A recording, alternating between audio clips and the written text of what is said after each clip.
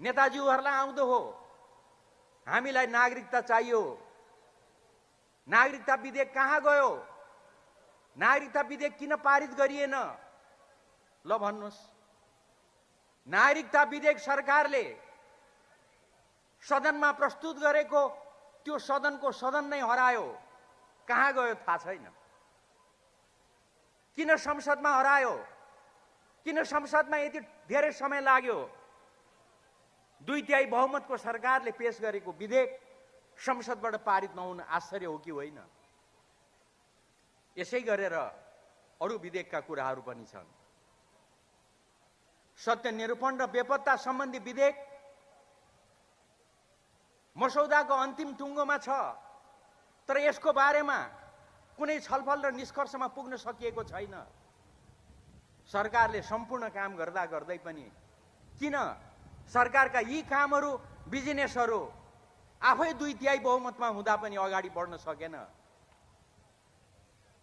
मैले अघि नै भने संवैधानिक परिषदको बैठक किन बस्न सकेन, बस्दा पनि त्यसले किन निर्णय गर्न सकेन, निर्णय गर्दा पनि त्यो काम किन अगाडि बढ्न सकेन। बल्ल बल्ल एउटा निर्णय हिजो अस्ति भर्खर भएको थियो, त्यसलाई लिएर पनि साथीहरू मुद्दा हाल्न अग्रसर भए। अहिले सर्वोच्च अदालतमा मुद्दा विचाराधीन छ। त्यसैले संक्षेपमा प्रधानमन्त्रीज्यूले म 2/3 बहुमतको सरकार हुँदा हुँदै पनि मैले काम गर्न पाइनँ, मलाई अवरोध उत्पन्न गरियो, त्यसैले यो अवरोधको विरुद्धमा मलाई जुन ढङ्गले काम गर्न नदिएर अड्काउने काम गरियो, यसको विरुद्धमा मैले यो देशमा जनताको बीचमा जानु बाहेक अरू के विकल्प छ, प्रधानमन्त्रीज्यूको प्रश्न छ। मलाई विश्वास छ सर्वोच्च अदालतले यो सबै प्रश्नहरूको छिनोफानो आउने 11 गते र 15 गते भित्रमा लगाउनेछ। वास्तवमा एउटा चर्चा गर्ने गरिन्छ, होइन देशमा प्रतिगमन भयो, प्रतिनिधि सभाको विघटन गरेको हुनाले अब देश अँध्यारोतर्फ गयो। केपी ओलीले प्रतिगमन लाद्ने काम गर्यो, केपी ओलीले निरङ्कुशता लाद्ने काम गर्यो। अब देश अप्ठ्यारो अवस्थामा गयो। यो ढङ्गले विभिन्न खालका प्रचारबाजीहरू गर्ने काम भइरहेको छ। म तपाईहरुलाई एकदम छोटकरीमा साह्रै प्रष्ट शब्दमा आग्रह गर्न चाहन्छु, प्रतिगमनको छेउछाउ पनि होइन, यो सब हल्ला हो, यो सब चर्चा हो। तपाईहरु समक्ष म केही छोटकरीमा केही कुराहरू राख्न चाहन्छु।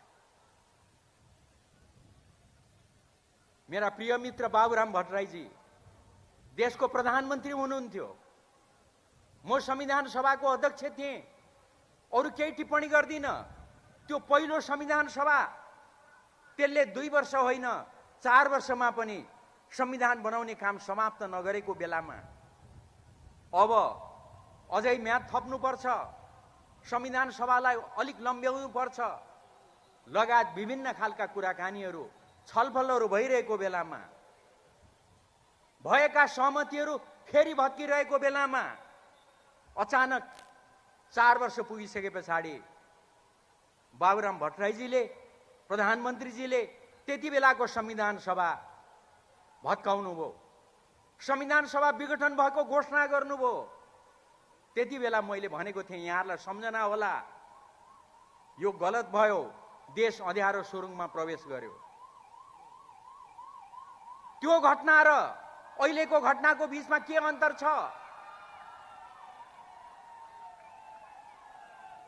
त्यति बेलाको त्यो घटना अहिलेको यो घटनाको बीचमा के फरक छ?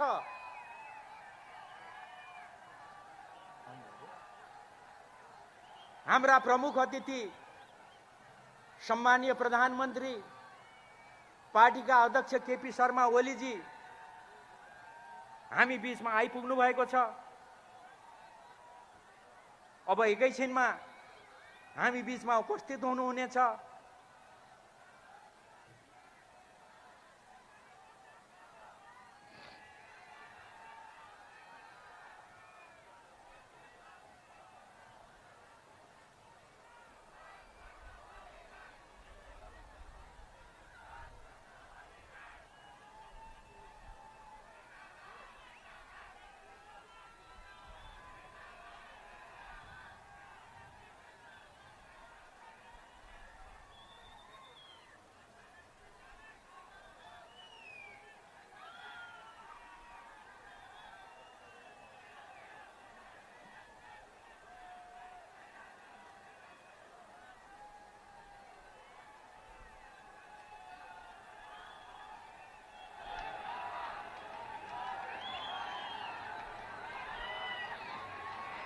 सम्मानीय प्रधानमन्त्रीज्यू, यस कार्यक्रमका प्रमुख अतिथि, हाम्रा पार्टीका अध्यक्ष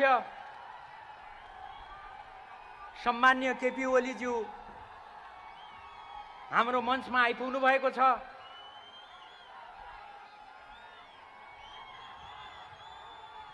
आयोजकहरूको तर्फबाट थप जिम्मेवारी आफैले ग्रहण गर्दै म आदरणीय केपी शर्मा ओलीज्यूलाई मञ्चमा आसन ग्रहण गर्न आग्रह गर्छु। हाम्रा सम्मानीय प्रधानमन्त्री पार्टीका अध्यक्षलाई स्वागत गर्नको लागि यहाँहरूलाई म आग्रह गर्दछु।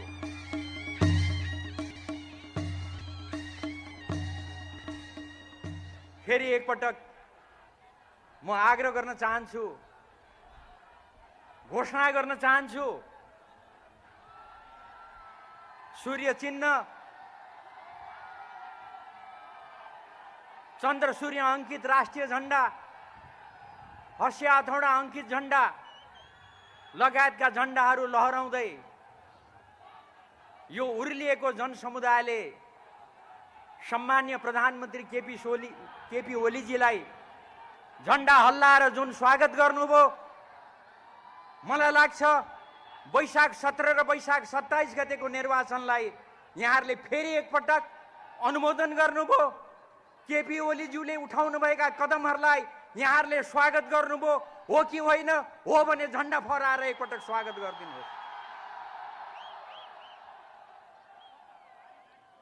म अब धेरै समय नलिकन आफ्ना केही कुराहरूलाई अगाडि बढाउन चाहन्छु। म भनिरहेको थिएँ,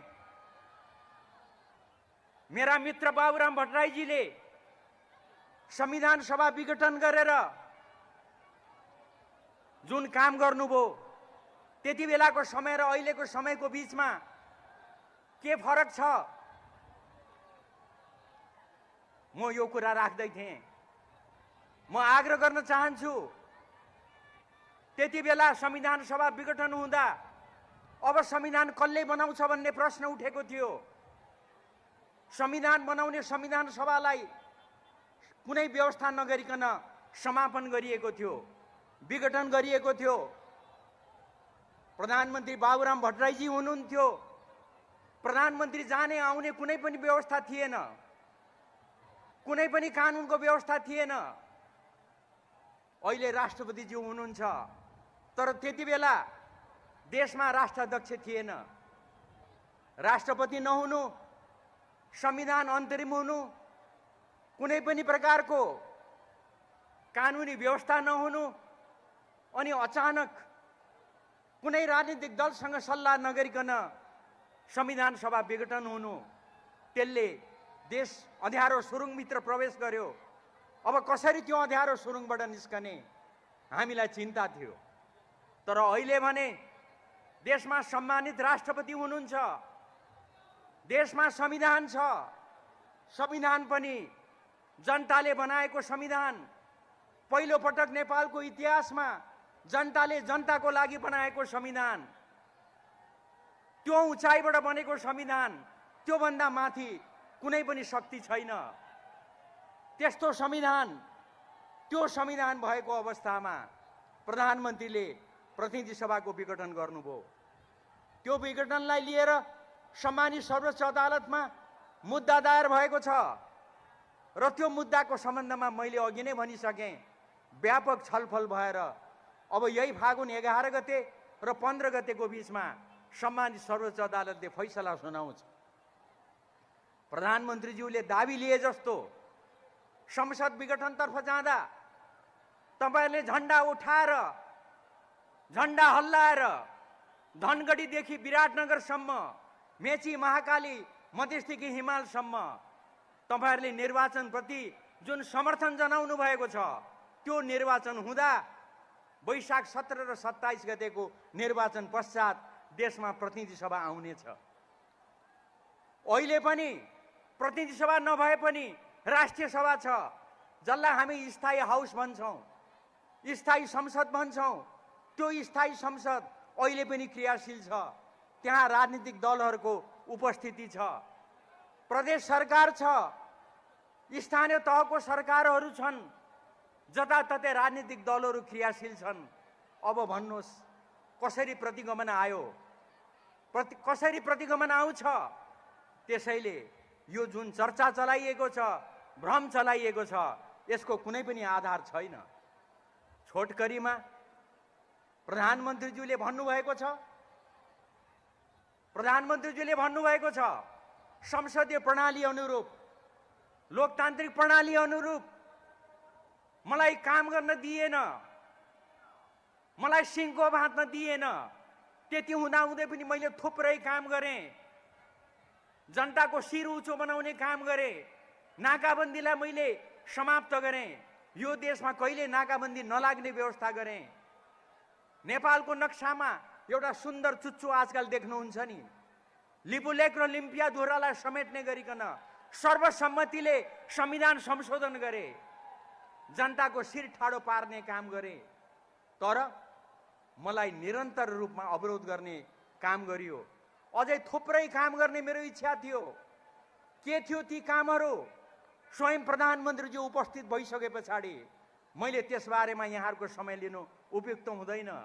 त्यसैले आदरणीय मित्रहरू, आदरणीय कमरेडहरू, मैले त्यो सम्पूर्ण अप्ठ्याराहरू, बाध्यताहरूको बारेमा मैले जनतालाई भन्नु बाहेक अरू कसलाई भन्ने? जनताभन्दा माथिको शक्ति यो देशमा को छ? प्रधानमन्त्रीज्यूको प्रश्न छ। मलाई विश्वास छ सर्वोच्च अदालतले पनि त्यो फैसला दिनेछ। त्यसको साथसाथै यहाँहरूले त फैसला दिइसक्नु भएको छ। अरू धेरै म यहाँहरूको समय लिन चाहन्न। वास्तवमा हामीले संविधान बनायौं। 70 वर्षदेखिको जनताको चाहना र भावनालाई मूर्तता प्रदान गर्ने काम गर्यौं। पहिलो पटक नेपालको इतिहासमा जनताले जनताको लागि संविधान बनाए। संघीय लोकतान्त्रिक गणतन्त्र, धर्मनिरपेक्षता, समावेशिता सहितको संविधान कसरी बन्यो? तपाईँ हाम्रो पहलमा, केपी ओलीले नेतृत्व गरेको पार्टीको पहलमा, हाम्रो पहल र प्रयासमा त्यो संविधान बन्यो। 70 वर्षदेखिको जनताको चाहना र भावनाले मूर्तता प्राप्त गर्यो। संघीय लोकतान्त्रिक गणतन्त्र, धर्मनिरपेक्षता, समावेशिता सहितको संविधान, समाजवादतर्फ उन्मुख संविधान, त्यस्तो संविधान बन्यो। तर साथीहरू भ्रम फिजाउने काम गर्नुहुन्छ। काठमाडौँमा हिजोको राजाको दरबार, त्यो दरबारलाई म्युजियम बनाएर जनता घुम्न जाने, जनताले हेर्न जाने म्युजियम बनाएर, त्यो म्युजियम बनाउने सरकार, त्यो म्युजियम बनाउने एउटा पार्टीको नेता, त्यो पार्टीले नारीटीको ठिक ढोका अगाडि भव्य मञ्च बनाएर अहिलेसम्म राजधानीमा नदेखिएको जुलुस उतारेर लाखौंको जनसभामा प्रधानमन्त्री केपी शर्मा ओलीले सम्बोधन गर्नुभयो। त्यो सम्बोधन, त्यसैले म आग्रह गर्न चाहन्छु, त्यो संविधान बनिसके पछाडि, त्यो संविधानलाई कार्यान्वयन गरिसके पछाडि अब जनता सार्वभौम भएका छन्।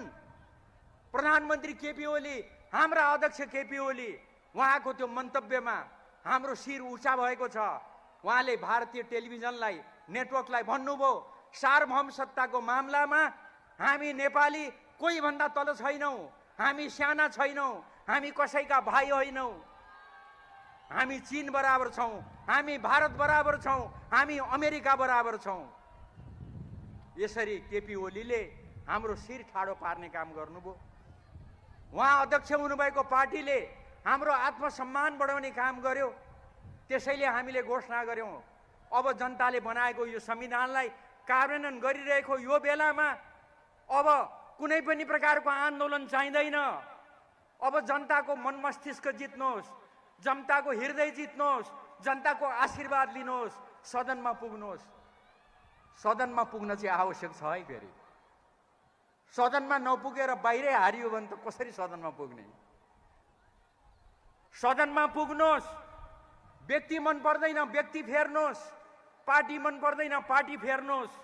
चुनाव त्यसैको लागि हो। त्यस्तो चुनावको लागि जनतामा जाँदा कसरी त्यो प्रतिगमन भयो? केपी ओलीले जनताको बीचमा जाउँ, जनताको निर्णय सिरोपर छ भनेर भन्दा कसरी त्यो प्रतिगमन भयो? अरू धेरै म समय लिँदिनँ।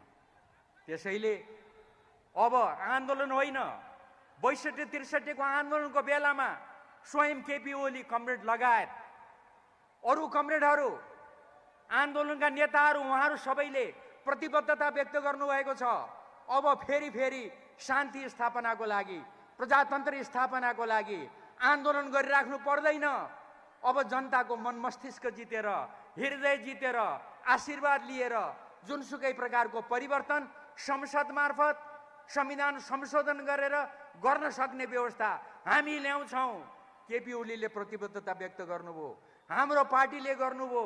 अहिले बाहिर देखिनुभएका हाम्रा साथीहरू, हाम्रा नेता कमरेडहरू, उहाँहरूले पनि आन्दोलनमा यही प्रतिबद्धता व्यक्त गर्नुभयो। प्रचण्ड कमरेड, माधव कमरेड, सबै कमरेडहरू, हाम्रा प्रतिपक्षका नेता शेरबहादुर देउपाजी लगायतले यही प्रतिबद्धता व्यक्त गर्नुभयो। अब त्यो प्रतिबद्धता अनुसार अहिले संविधान बन्यो, संविधान कार्यान्वयन भयो। त्यो संविधान कार्यान्वयन गर्न पनि प्रधानमन्त्री केपी ओलीको नेतृत्वमा, केपी ओली अध्यक्ष भएको पार्टीको नेतृत्वमा पहिलो पटक नेपालको संवैधानिक इतिहासमा सबै दलहरूले सर्वसम्मतिले, सर्वस्वीकृतिले लिपुलेख लिम्पियाधुरालाई नेपालको चिटिक्क परेको पश्चिमको चुच्चे नाक बनाउन जुन सर्वसम्मतिले निर्णय गरे, त्यो एउटा ऐतिहासिक कार्य भयो। त्यतिसम्मको कार्य भयो। यति भइसके पछाडि अब परिवर्तनको लागि आन्दोलन गर्नु पर्दैन। यो आन्दोलनलाई बोकेर अगाडि जाउँ, यो आन्दोलनलाई कार्यान्वयन गर्दै अगाडि जाउँ, जनतालाई अझ सबल बनाउनको लागि अगाडि जाउँ। मधेसदेखि हिमालसम्मका सबै जाति, भाषा, धर्म, संस्कृतिका जनतालाई एकताबद्ध बनाएर, एक ढिक्का बनाएर अगाडि बढ्ने दिशातर्फ अगाडि बढौँ। त्यही काम, त्यही प्रक्रिया अहिले हामी मेची महाकाली गरिरहेका छौँ। यति कुरा यहाँहरू समक्ष राखेर, यही सन्देश बोकेर हाम्रो प्रधानमन्त्रीज्यूको, अध्यक्ष कमरेडको मन्तव्य सुनिसके पछाडि, उहाँले दिने हामीलाई निर्देशन सुनिसके पछाडि, उहाँले हामीलाई, मैले अघि नै भने, पक्कै केही न केही शुभ समाचार हुनुपर्छ। त्यो शुभ समाचार समेत सुनेर यहाँहरू घर घर जानुहोला, गाउँ गाउँ जानुहोला, जुरुक्कै देशलाई उचाल्नुहोला। शान्तिपूर्ण तरिकाले, संयमतापूर्वक, विनम्रतापूर्वक यो काम गर्नुहोला भन्दै यहाँहरूबाट बिदा चाहन्छु। हवस् त, धन्यवाद, नमस्कार। हार्दिक आभार व्यक्त गर्न चाहन्छु म आदरणीय सुभाष नेङमाङज्यूलाई। हाम्रो कार्यक्रममा हाम्रो पार्टीका अध्यक्ष, सम्माननीय प्रधानमन्त्री, नेपालका युग पुरुष कमरेड केपी ओली उपस्थित भइसक्नु भएको छ। म उहाँलाई औपचारिक रूपमा प्रमुख अतिथिको आसन ग्रहणका लागि हार्दिक आग्रह गर्दछु।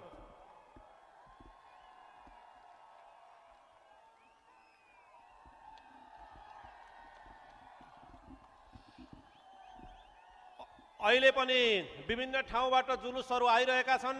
म सम्पूर्ण जनसमुदायलाई शान्तिपूर्वक ढङ्गले आफ्नो ठाउँमा बसेर यो सभालाई सभ्य र भव्य बनाइदिनको लागि फेरि पनि हार्दिक आग्रह गर्न चाहन्छु।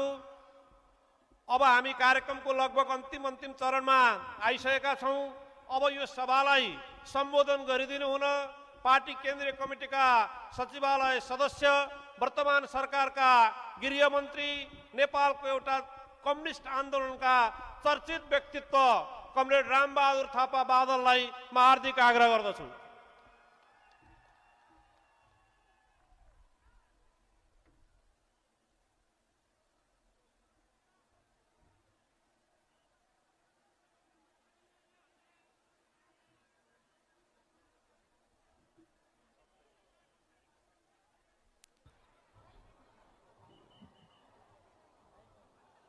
आजको यस ऐतिहासिक जनसभाका सभानायकज्यू, आजका यस ऐतिहासिक जनसभाका प्रमुख अतिथि, सम्माननीय प्रधानमन्त्री, पार्टीका श्रद्धेय अध्यक्षज्यू, मञ्चमा आसीन पार्टीका सहयोद्धा कमरेडहरू र आजको यस ऐतिहासिक सभामा उपस्थित सम्पूर्ण आदरणीय दाजुभाइ दिदीबहिनीहरू, पत्रकार बन्धुहरू,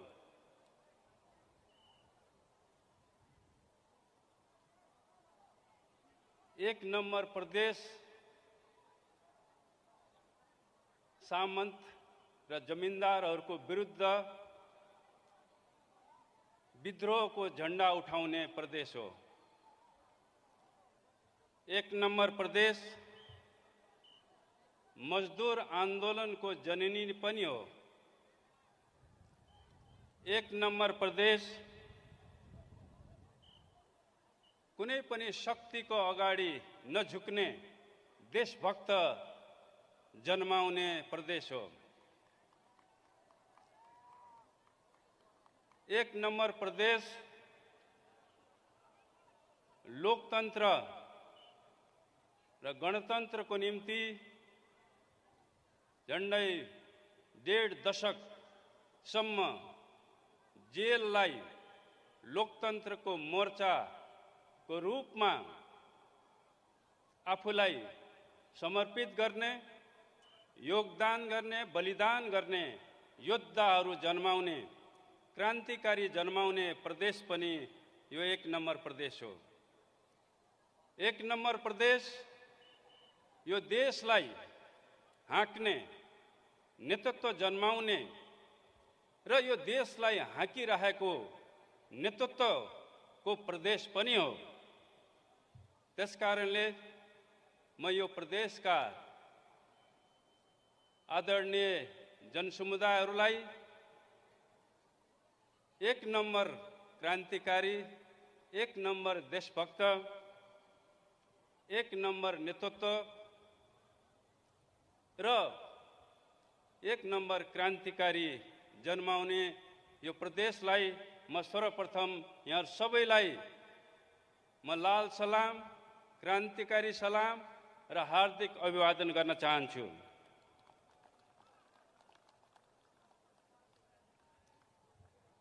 आज देश एउटा नयाँ अभियानमा, एउटा नयाँ आन्दोलनमा, एउटा नयाँ दिशामा अगाडि बढिरहेको छ। आज झन्डै लाखौंको संख्यामा एक नम्बर प्रदेशमा जनसमुदायहरू आज अस्थिरताको विरुद्ध आज यहाँ लामबद्ध हुनुभएको छ। आज यी हजारौं जनताहरू लोकतन्त्रको रक्षाको निम्ति, स्थायित्वको निम्ति फेरि एकपटक आन्दोलित हुनुभएको छ। आज यो देशलाई भित्र र बाहिरका शक्तिहरूले फेरि अस्थिरतातिर, फेरि प्रतिगमनतिर धकेल्ने षड्यन्त्र गरिरहेका छन्। आज यो षड्यन्त्रका विरुद्ध आज फेरि सिङ्गो देश, यो सिङ्गो प्रदेश एकजुट भएको छ। आज सिङ्गो देश, यो सिङ्गो प्रदेश हाम्रो राष्ट्रिय अखण्डता, राष्ट्रिय स्वाधीनताको निम्ति फेरि लामबद्ध भएको छ। आज यी हजारौं लाखौं जनताहरू मेचेदेखि महाकालीसम्म समृद्ध नेपाल र सुखी नेपालीको राष्ट्रिय आकांक्षा पूरा गर्नको निम्ति फेरि एकपटक सम्माननीय प्रधानमन्त्रीको नेतृत्वमा फेरि जुर्मुराएको छ, फेरि आन्दोलित भएको छ र एउटा नयाँ अभियानमा अगाडि बढिरहेको छ। आदरणीय जनसमुदायहरू, आज हामी एउटा असामान्य परिस्थितिबाट अगाडि बढिरहेका छौँ। आज सिङ्गो विश्व नै एउटा असामान्य परिस्थितिका विरुद्ध जुधिरहेको छ। आज सिङ्गो संसारलाई कोभिडले आक्रान्त पारेको छ।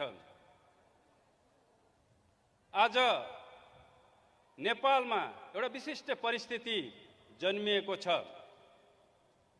आज सदन विघटन भएको छ। आज यो देशलाई अस्थिरतातिर धकेल्ने प्रयत्न गरिएको छ, प्रयास गरिएको छ। किन आज यस्तो परिस्थिति सिर्जना भयो? किन फेरि यो देशलाई अस्थिरतातिर किन धकेल्ने षड्यन्त्र गरियो? यसको विषयमा पूर्वोक्ता कमरेड सुभाष नेमाङले सविस्तार यहाँ तपाईहरुलाई जानकारी दिइसक्नु भएको छ। यो देशमा फेरि अस्थिरता उत्पन्न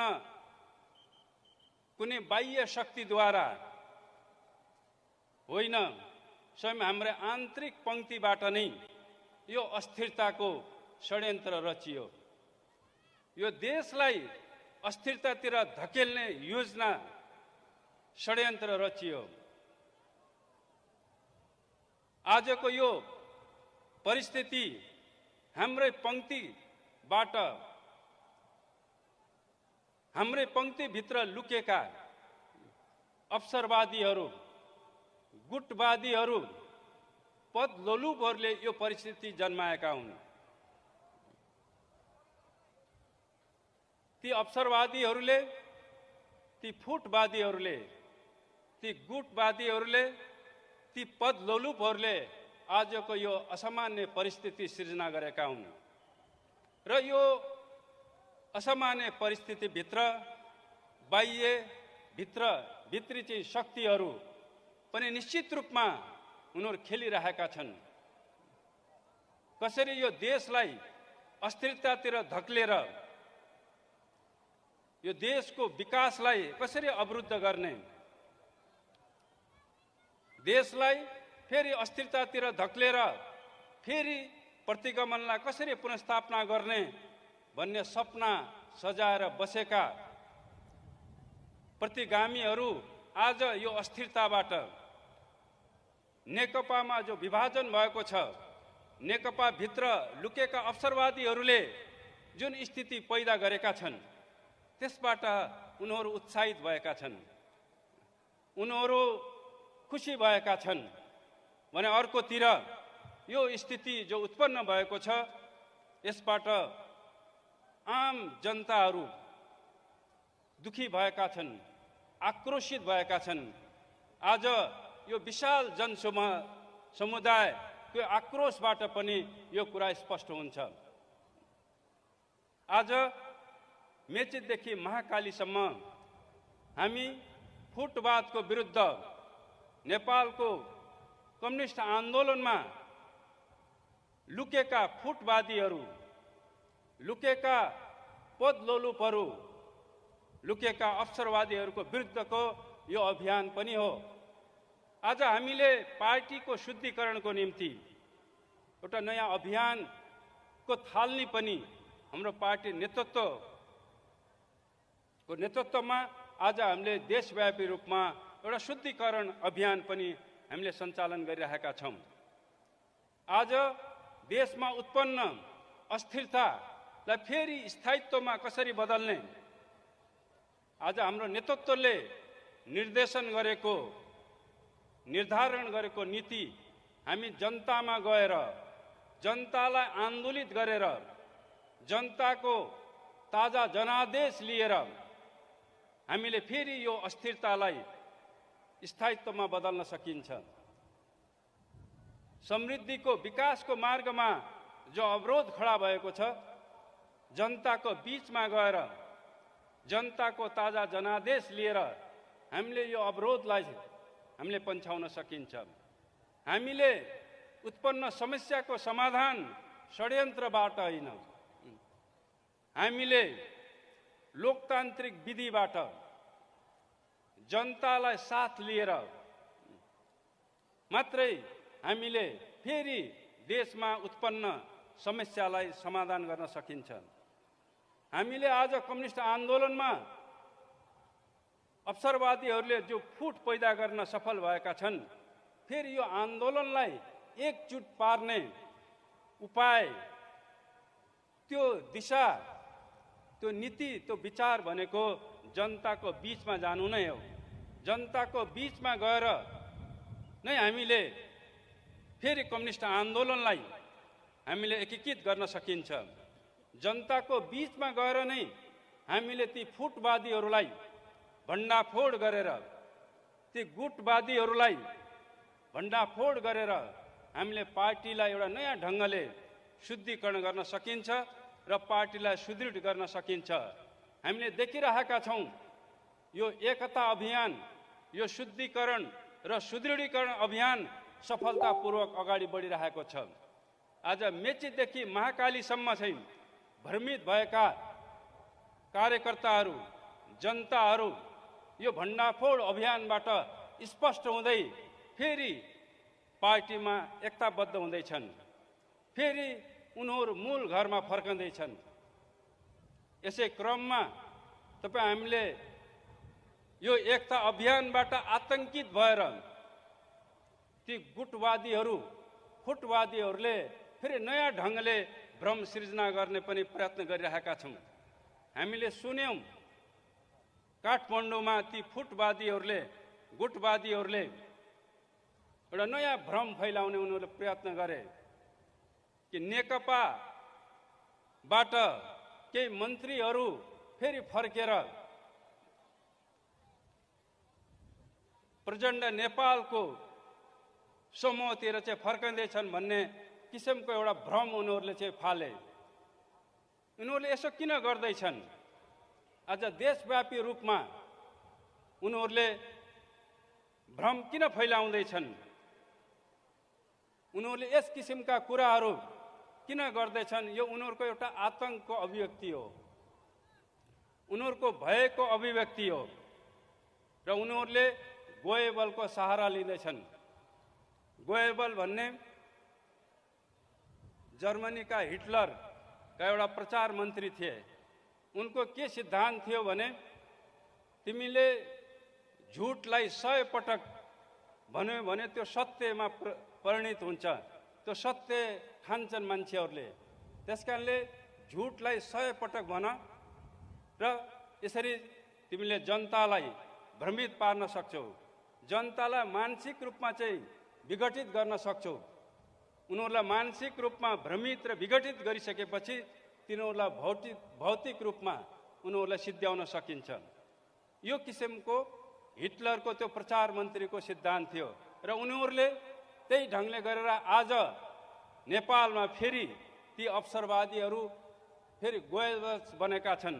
हिटलरका ती प्रचार मन्त्रीको रूपमा तिनीहरूले जनतालाई भ्रम दिँदै हिँडिरहेका छन्। उनीहरूले सरकारले, पार्टीले लिएको कदम असंवैधानिक हो, त्यो प्रतिगामी हो भन्ने भ्रम फैलाइरहेका छन्। यो ठिक त्यही गोएबल्सको त्यो सिद्धान्त अनुसार नै उनलाई प्रचार गरिरहेका छन्। जनताको ताजा जनादेश लिने कुरो त्यो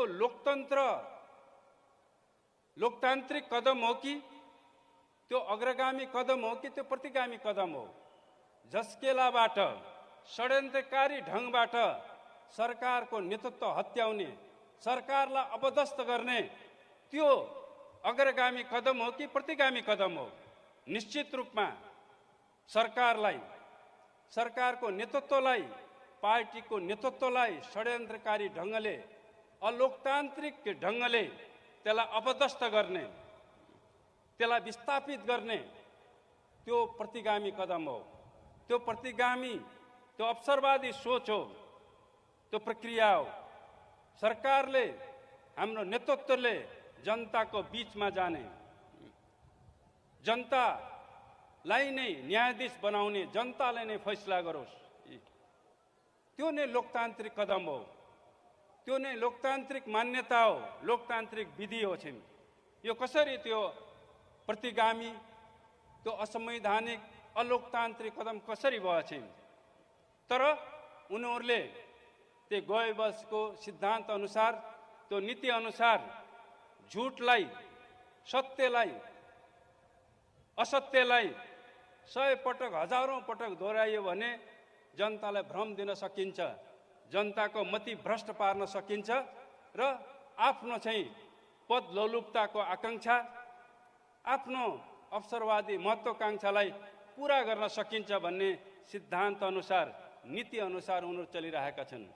म आज यो विशेष जनसभा, ऐतिहासिक जनसभाको माध्यमबाट म ती सबै अवसरवादीहरू, पदलोलुपहरू, फुटवादीहरू, गुटवादीहरूलाई म के चेतावनी दिन चाहन्छु भने तपाईहरूको यो षड्यन्त्र, यो गोएबल्स नीति कदापि सफल हुने छैन।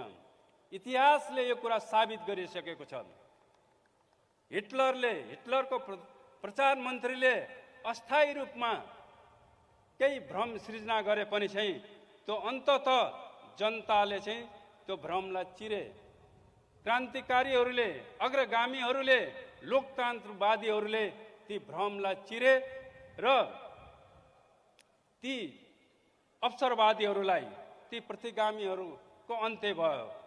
अहिले पनि ती अवसरवादीहरूले जो षड्यन्त्र गरिरहेका छन्, जुन भ्रम फैलाइरहेका छन्, जुन दुष्प्रचार गरिरहेका छन्, यसको अनिवार्य परिणति हिटलरको जस्तै हुनेछ। उनीहरूको त्यो महत्त्वाकांक्षा, हिटलरको जस्तै महत्त्वाकांक्षा, त्यो पदलोलुपताको उनीहरूको जुन आकांक्षा छ त्यो कदापि पुरा हुने छैन। यो आन्दोलनले, जो अभियान सुरु भएको छ, यो जनआन्दोलन, यो जनजागरण, यो जनअभियान जो सुरु भएको छ, त्यसले उनीहरूका यी सबै षड्यन्त्रहरूलाई, यी सबै आकांक्षाहरूलाई, कुआकांक्षाहरूलाई त्यसलाई चाहिँ अन्त्य गर्नेछ, त्यसलाई समाप्त पार्नेछ। आज यो विशाल जनसमुदायले यही कुरालाई अभिव्यक्त गरेको छ। आजको यो विशाल जनसमुदायको यो आक्रोशले त्यही कुरालाई व्यक्त गरेको छ। आदरणीय जनसमुदायहरू, हाम्रो पार्टीको नेतृत्वमा यो देशले द्रुत गतिमा विकास गरिरहेको थियो। यो 3 वर्षको हामी सबै सूचकाङ्कहरूलाई हेर्ने हो भने यो देश द्रुत गतिमा समाजवादको दिशातिर, समृद्धिको दिशातिर अगाडि बढिरहेको थियो। सबै तथ्याङ्कहरूले यो कुरालाई स्पष्ट रूपमा चाहिँ प्रमाणित गर्दछन्। तर यी अवसरवादीहरू, यी गोएबल्सहरू यो देशमा केही भएको छैन, देश दुर्गतितिर गएको छ भन्ने कुराहरूको दुष्प्रचार गरिरहेका छन्। यो देशमा यो 3 वर्षको कार्यकालमा जनताले हामीलाई यो जिम्मेवारी सुम्पेपछि यो देशमा हामीले सङ्घीयताको कार्यान्वयन, जनताको त्यो जनादेशलाई कार्यान्वयन गर्ने काम हामीले सफलतापूर्वक अगाडि बढायौँ। हामीले यो 3 वर्षको कार्यकालमा हामीले देशमा सुशासनलाई सुदृढ गर्ने, त्यसलाई स्थापित गर्ने काम सफलतापूर्वक हामीले यहाँ सम्पन्न गर्दै आयौँ। यो अवधिमा सबैभन्दा इतिहासमा सबैभन्दा बढी कारबाही भएका छन् भ्रष्टाचारीहरूको विरुद्धमा चाहिँ। यो कार्यकालमा सबैभन्दा बढी अपराधीहरूलाई चाहिँ नियन्त्रणमा लिएको छ र कानुनको कठघरामा उभ्याइएको छ। यो अवधिमा हामीले देशमा गुण्डागर्दीको अन्त्य गरेका छौँ। हिजो टोलले गुण्डाहरू, नाइकेहरूको जुन बिगबिगी थियो, आज ती सबैको अन्त्य भएको छ। यो कार्यकालमा हामीले महिला हिंसाको विरुद्ध हामीले अभियान चलायौँ। त्यो चाहे छौपडीको होस् अथवा तराईमा हुने, मधेसमा हुने महिलामाथिहरूको हिंसाका विरुद्धमा होस्, त्यसको विरुद्ध चाहिँ हामीले अभियान चलायौँ। हामीले अस्ति भर्खरै हाम्रो प्रधानमन्त्रीजीले भन्नुभयो कि अपराधीहरूलाई, महिलाहरूको बलात्कार गर्ने, उनीहरूको हत्या गर्ने अपराधीहरूलाई, तिनीहरूलाई पानी मुनि गए पनि हामी छोड्ने छैनौँ। हामी उनीहरूलाई कानुनको कठघरामा उभ्याउनेछौँ। प्रधानमन्त्रीले अस्ति भर्खरै त्यो उद्घोष गर्नुभएको थियो, त्यो भागीरथीको सन्दर्भमा थियो र हामीले यो प्रधानमन्त्रीजीको यो कथनलाई, त्यो उद्घोषलाई हामीले त्यो साबित गऱ्यौँ र भागीरथीको हत्यारालाई, त्यो बलात्कारीलाई कानुनको कठघरामा हामी उभ्याउन सफल भएका छौँ। निर्मलाको हत्यारा, त्यो बलात्कारी पनि अब हाम्रो कानुनको पन्जाको नजिक आइसकेको छ। त्यसलाई पनि हामी छिटै कानुनको कठघरामा उभ्याउनेछौँ। आज म यस ऐतिहासिक जनसभाको मार्फत म सबै अपराधीहरूलाई म सचेत गर्न चाहन्छु कि यो सरकारले देशमा कुनै पनि अपराधीलाई कुनै प्रकारको छुट दिने छैन, कुनै भ्रष्टाचारीलाई कुनै प्रकारको छुट दिने छैन। राज्यको नीति भ्रष्टाचारप्रति शून्य सहनशीलताको नीति हो। त्यस्तै सबै प्रकारका अपराधहरू प्रति पनि हाम्रो शून्य सहनशीलताको नीति हो र यो नीतिलाई हामीले सफलतापूर्वक अगाडि बढाइरहेका छौँ। तर यो सफलताबाट आतंकित भएर चिन्तित भएर नै यो किसिमको परिस्थिति सृजना गरिएको हो। किन यो पार्टीको नेतृत्व, सरकारको नेतृत्वमा यो देश विकास, समृद्धि र सफलताको दिशातिर जो अगाडि बढिरहेको छ, यसले उनीहरूको त्यो पदलोलुपताको चाहिँ आकाङ्क्षालाई पुरा नहुने भयो, त्यो सफल नहुने भयो। त्यसकारणले त्यसलाई पुरा गर्नको निम्ति यो देशमा फेरि एउटा अस्थिरता सिर्जना गर्न जरुरी छ। यो देशमा फेरि एउटा षड्यन्त्र गर्न जरुरी छ। यो आवश्यकता महसुस गरेर अवसरवादीहरूले, प्रतिगामी शक्तिहरूले यो परिस्थितिको सिर्जना गरेका हुन्। तर यो परिस्थितिलाई हाम्रो नेतृत्वको सही नेतृत्व निर्देशनले कि हामीले यिनीहरूका यी षड्यन्त्रहरू, यो देशलाई अस्थिरताको भूमिमा धकेल्ने यो षड्यन्त्रलाई जनताको बीचमा गएर जनतालाई फेरि चाहिँ आम निर्वाचनको माध्यमबाट आन्दोलित गरेर ती सबै अस्थिरतावादी, ती सबै अवसरवादीहरूको भण्डाफोड गरेर उनीहरूको यो षड्यन्त्रलाई चकनाचुर पार्न सकिन्छ, विफल पार्न सकिन्छ। यो देशलाई फेरि विकास, समृद्धिको दिशातिर अगाडि बढाउन सकिन्छ भनेर यो ऐतिहासिक कदम, सदनलाई विघटन गर्ने चाहिँ एउटा ऐतिहासिक कदम हाम्रो नेतृत्वले लिएको। यो ठुलो एउटा क्रान्तिकारी, यो अग्रगामी, यो एउटा ऐतिहासिक कदम पनि हो। यो ठुलो राजनीतिक कदम हो। यसको साथसाथै यो संवैधानिक पनि छ।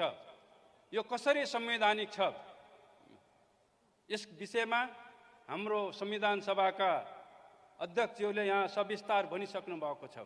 किन संविधानको स्पिरिट भनेको यो देशमा स्थायित्वलाई कायम गर्ने हो। संविधानका जुन धाराहरू जो 76, 85 को जो हामीले उल्लेख गर्छौँ, यी सबै धाराको स्पिरिट भनेको यो देशमा स्थिरता होस्, देशको विकासको निम्ति, देशमा सुशासनको निम्ति र देशको प्रगतिको निम्ति स्थायित्व चाहिँ अनिवार्य हुन्छ। त्यसकारण हाम्रो संविधानको स्पिरिट भनेको यो देशमा स्थायित्व होस्। अस्थिरताले यो देश लामो समयसम्म अस्थिरताको दुष्चक्रमा फस्यो र देश दरिद्रता, गरिबीको चाहिँ दुष्चक्रमा फस्यो थियो र देश बर्बाद भयो। त्यसकारणले देशको प्रगतिको निम्ति राजनीतिक स्थायित्व, सामाजिक स्थायित्व, सामाजिक सौहार्दता अपरिहार्य शर्त हो। त्यही स्पिरिटमा संविधानका धाराहरू लेखिएका हुन्, त्यसको व्यवस्था गरिएका हुन्। र अहिले यो देशमा कसरी स्थिरता ल्याउन सकिन्छ त? संसदको पुनर्स्थापना गरेर, संसदमा फेरि त्यो फोहोरी खेलहरूको सुरुवात गरेर देशमा स्थायित्व कायम हुन सक्छ, वा ताजा जनादेश लिएर नयाँ संसदको स्थापनाद्वारा यो देशमा स्थायित्व कायम गर्न सकिन्छ? यो दुईटा प्रश्न आज हाम्रो अगाडि उपस्थित भएको छ। पुरानो संसद जसले अस्थिरता जन्मायो, जसले सरकारलाई काम गर्न दिएन, सरकारका कामहरूमा अवरोध खडा गर्यो, विकासका कामहरूमा अवरोध खडा गर्यो, सुशासन स्थापित गर्ने काममा अवरोध खडा गरेछौँ, त्यो पुरानो संसद, त्यो विघटित संसद वास्तवमा अस्थिरता पैदा गर्ने संयन्त्रमा परिणत भइसकेको थियो। त्यसकारणले स्थायित्वको निम्ति एउटा नयाँ संसद, नयाँ प्रतिनिधि सभाको आवश्यकता चाहिँ पैदा भएको थियो। त्यही आवश्यकतालाई पूर्ति गर्नको निम्ति पुरानो संसदको विघटन र नयाँ संसदको स्थापनाको निर्णय, ऐतिहासिक निर्णय नेतृत्वले लिएको र यो एकदम सही छ र यो संवैधानिक पनि छ। यो संविधानको स्पिरिट अनुसार छ र नयाँ संसदले मात्रै यो देशमा स्थायित्व कायम गर्न सक्छ। यो देशको समृद्धिको यात्रालाई चाहिँ त्यसले चाहिँ मार्ग प्रशस्त गर्न सक्छ।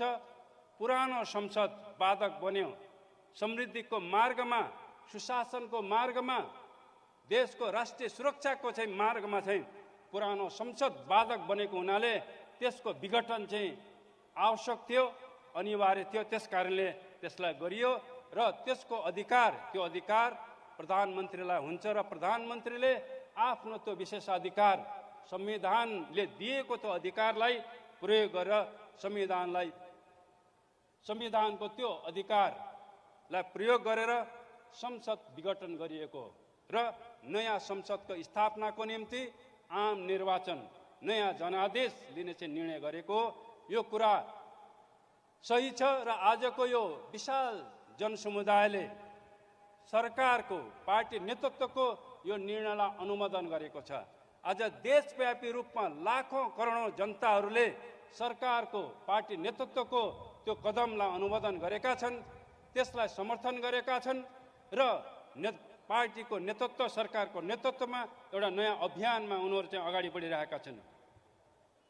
आदरणीय जनसमुदायहरू, यो सरकारले आफ्नो 3 वर्ष कार्यकालमा हामीले राष्ट्रिय एकतालाई, राष्ट्रिय अखण्डतालाई सुदृढ गर्ने दिशामा पनि महत्त्वपूर्ण सफलता हामीले हासिल गरेका छौँ। देशमा केही शक्तिहरू जो छुट्टै राज्यको माग लिएर चाहिँ आन्दोलित थिए, अगाडि बढिरहेका थिए, तिनीहरूलाई फेरि यही राष्ट्रिय मूल धारमा ल्याउन हामी सफल भएका छौँ। देशमा अझ पनि केही शक्तिहरू, संविधान विरोधी, यो व्यवस्था विरोधीहरू शक्तिहरू छन्, तिनीहरू क्रियाशील छन्। हामीले प्राप्त गरेका, हामीले स्थापित गरेका संविधान, यो राज्य प्रणालीलाई विस्थापित गर्न चाहने केही प्रवृत्तिहरू, शक्तिहरू पनि छन् यहाँ। तिनीहरूलाई पनि निश्चित रूपमा हामी छिटै यो मूलधारमा हामी ल्याउनेछौँ र यो शान्तिपूर्ण प्रक्रियाद्वारा उनीहरूले आफ्ना राजनीतिक उद्देश्यहरू चाहिँ हासिल गर्न सक्छन्। लोकतन्त्रमा सबैलाई अवसर छ।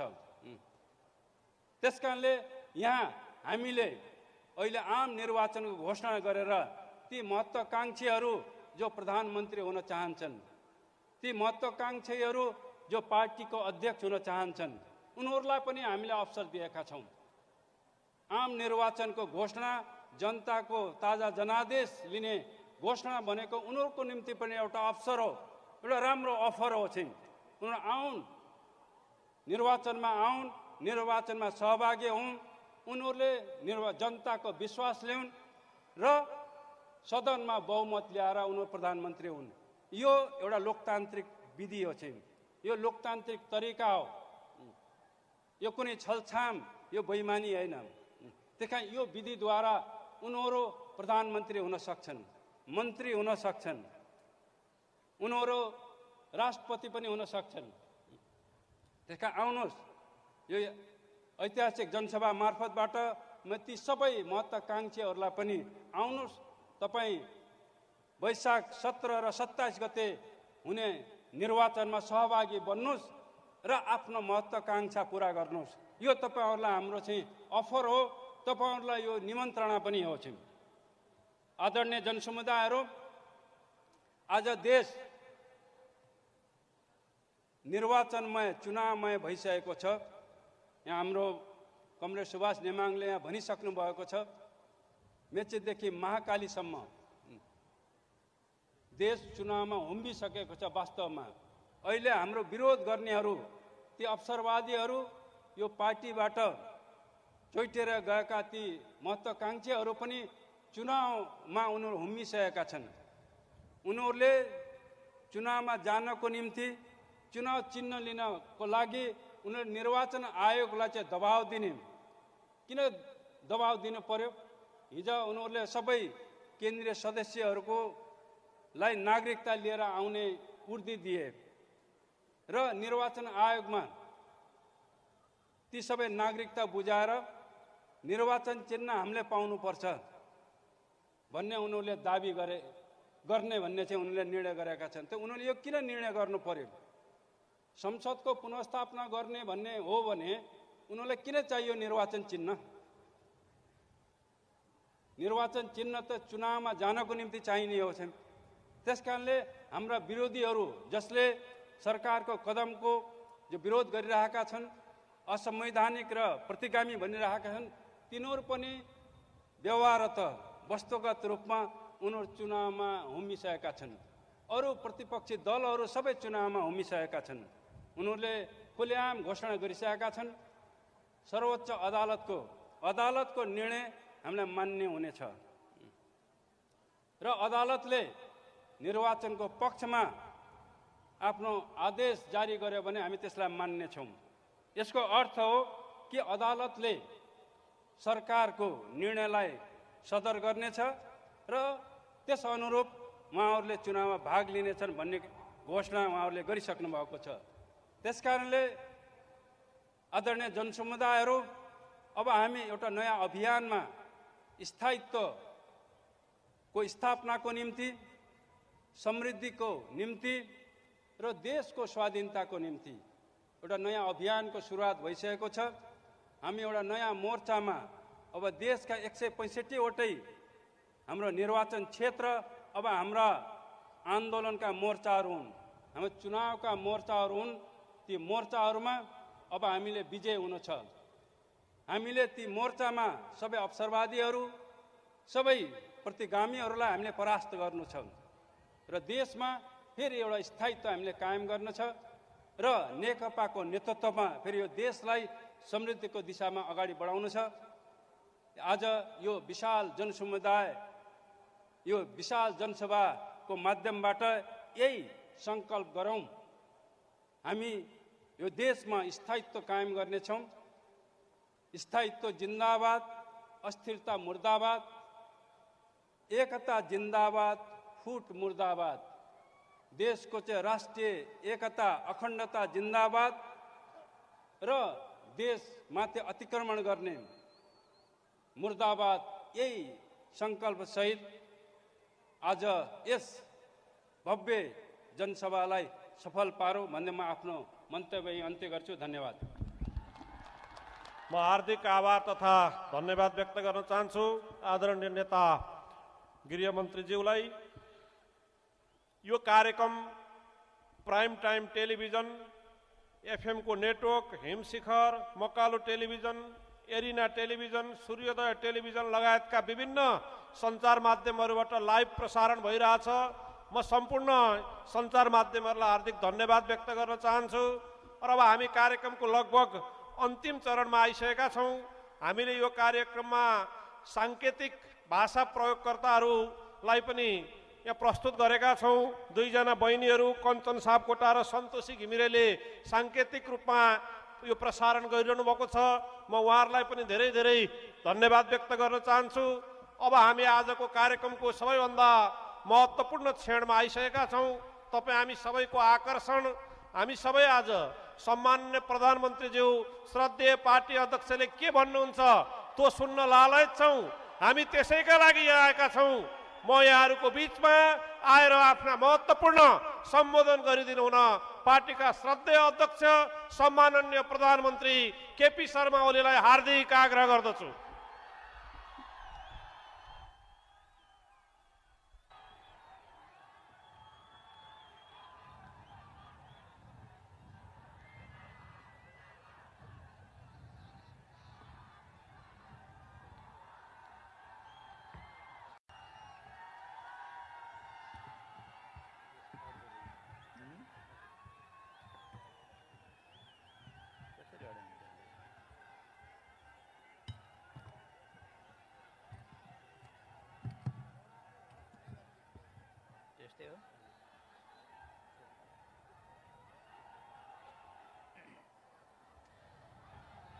यस सभामा उपस्थित हुनुभएका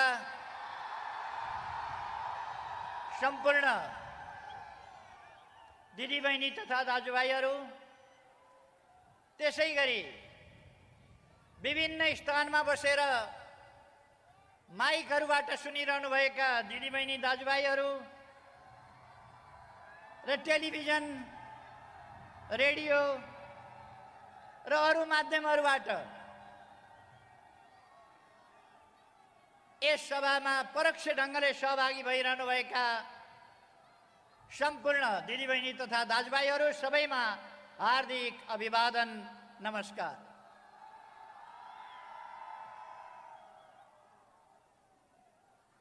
आज तपाईहरूको यस महान उपस्थितिलाई, यस विशाल उपस्थितिलाई सबभन्दा पहिले त म सलाम भन्न चाहन्छु।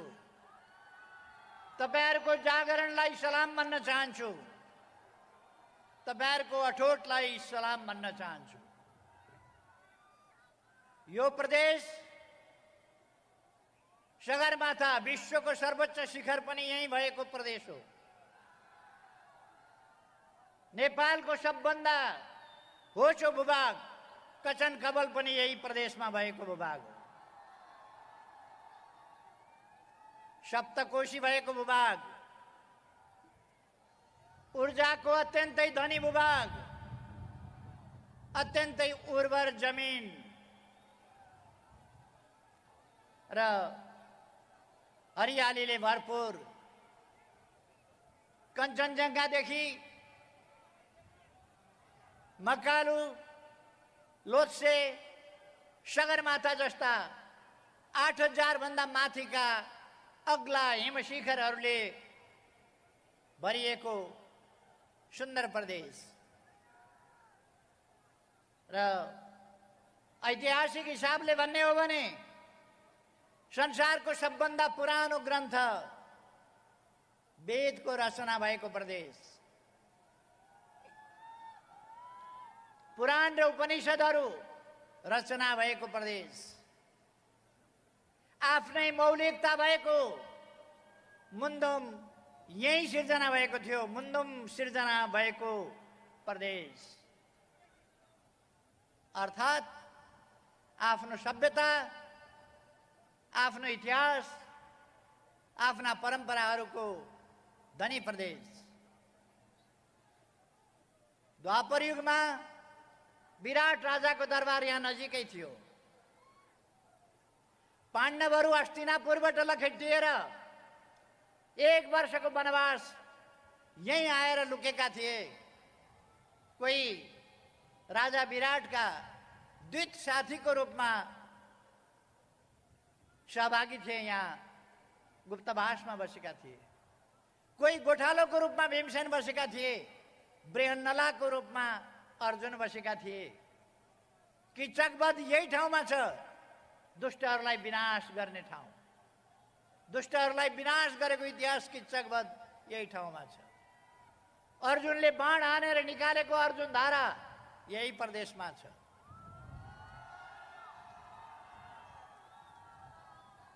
उहिले विराटका गाईहरू चराउने, पानी खुवाउने ब्रिजताल भन्नुहोस् अथवा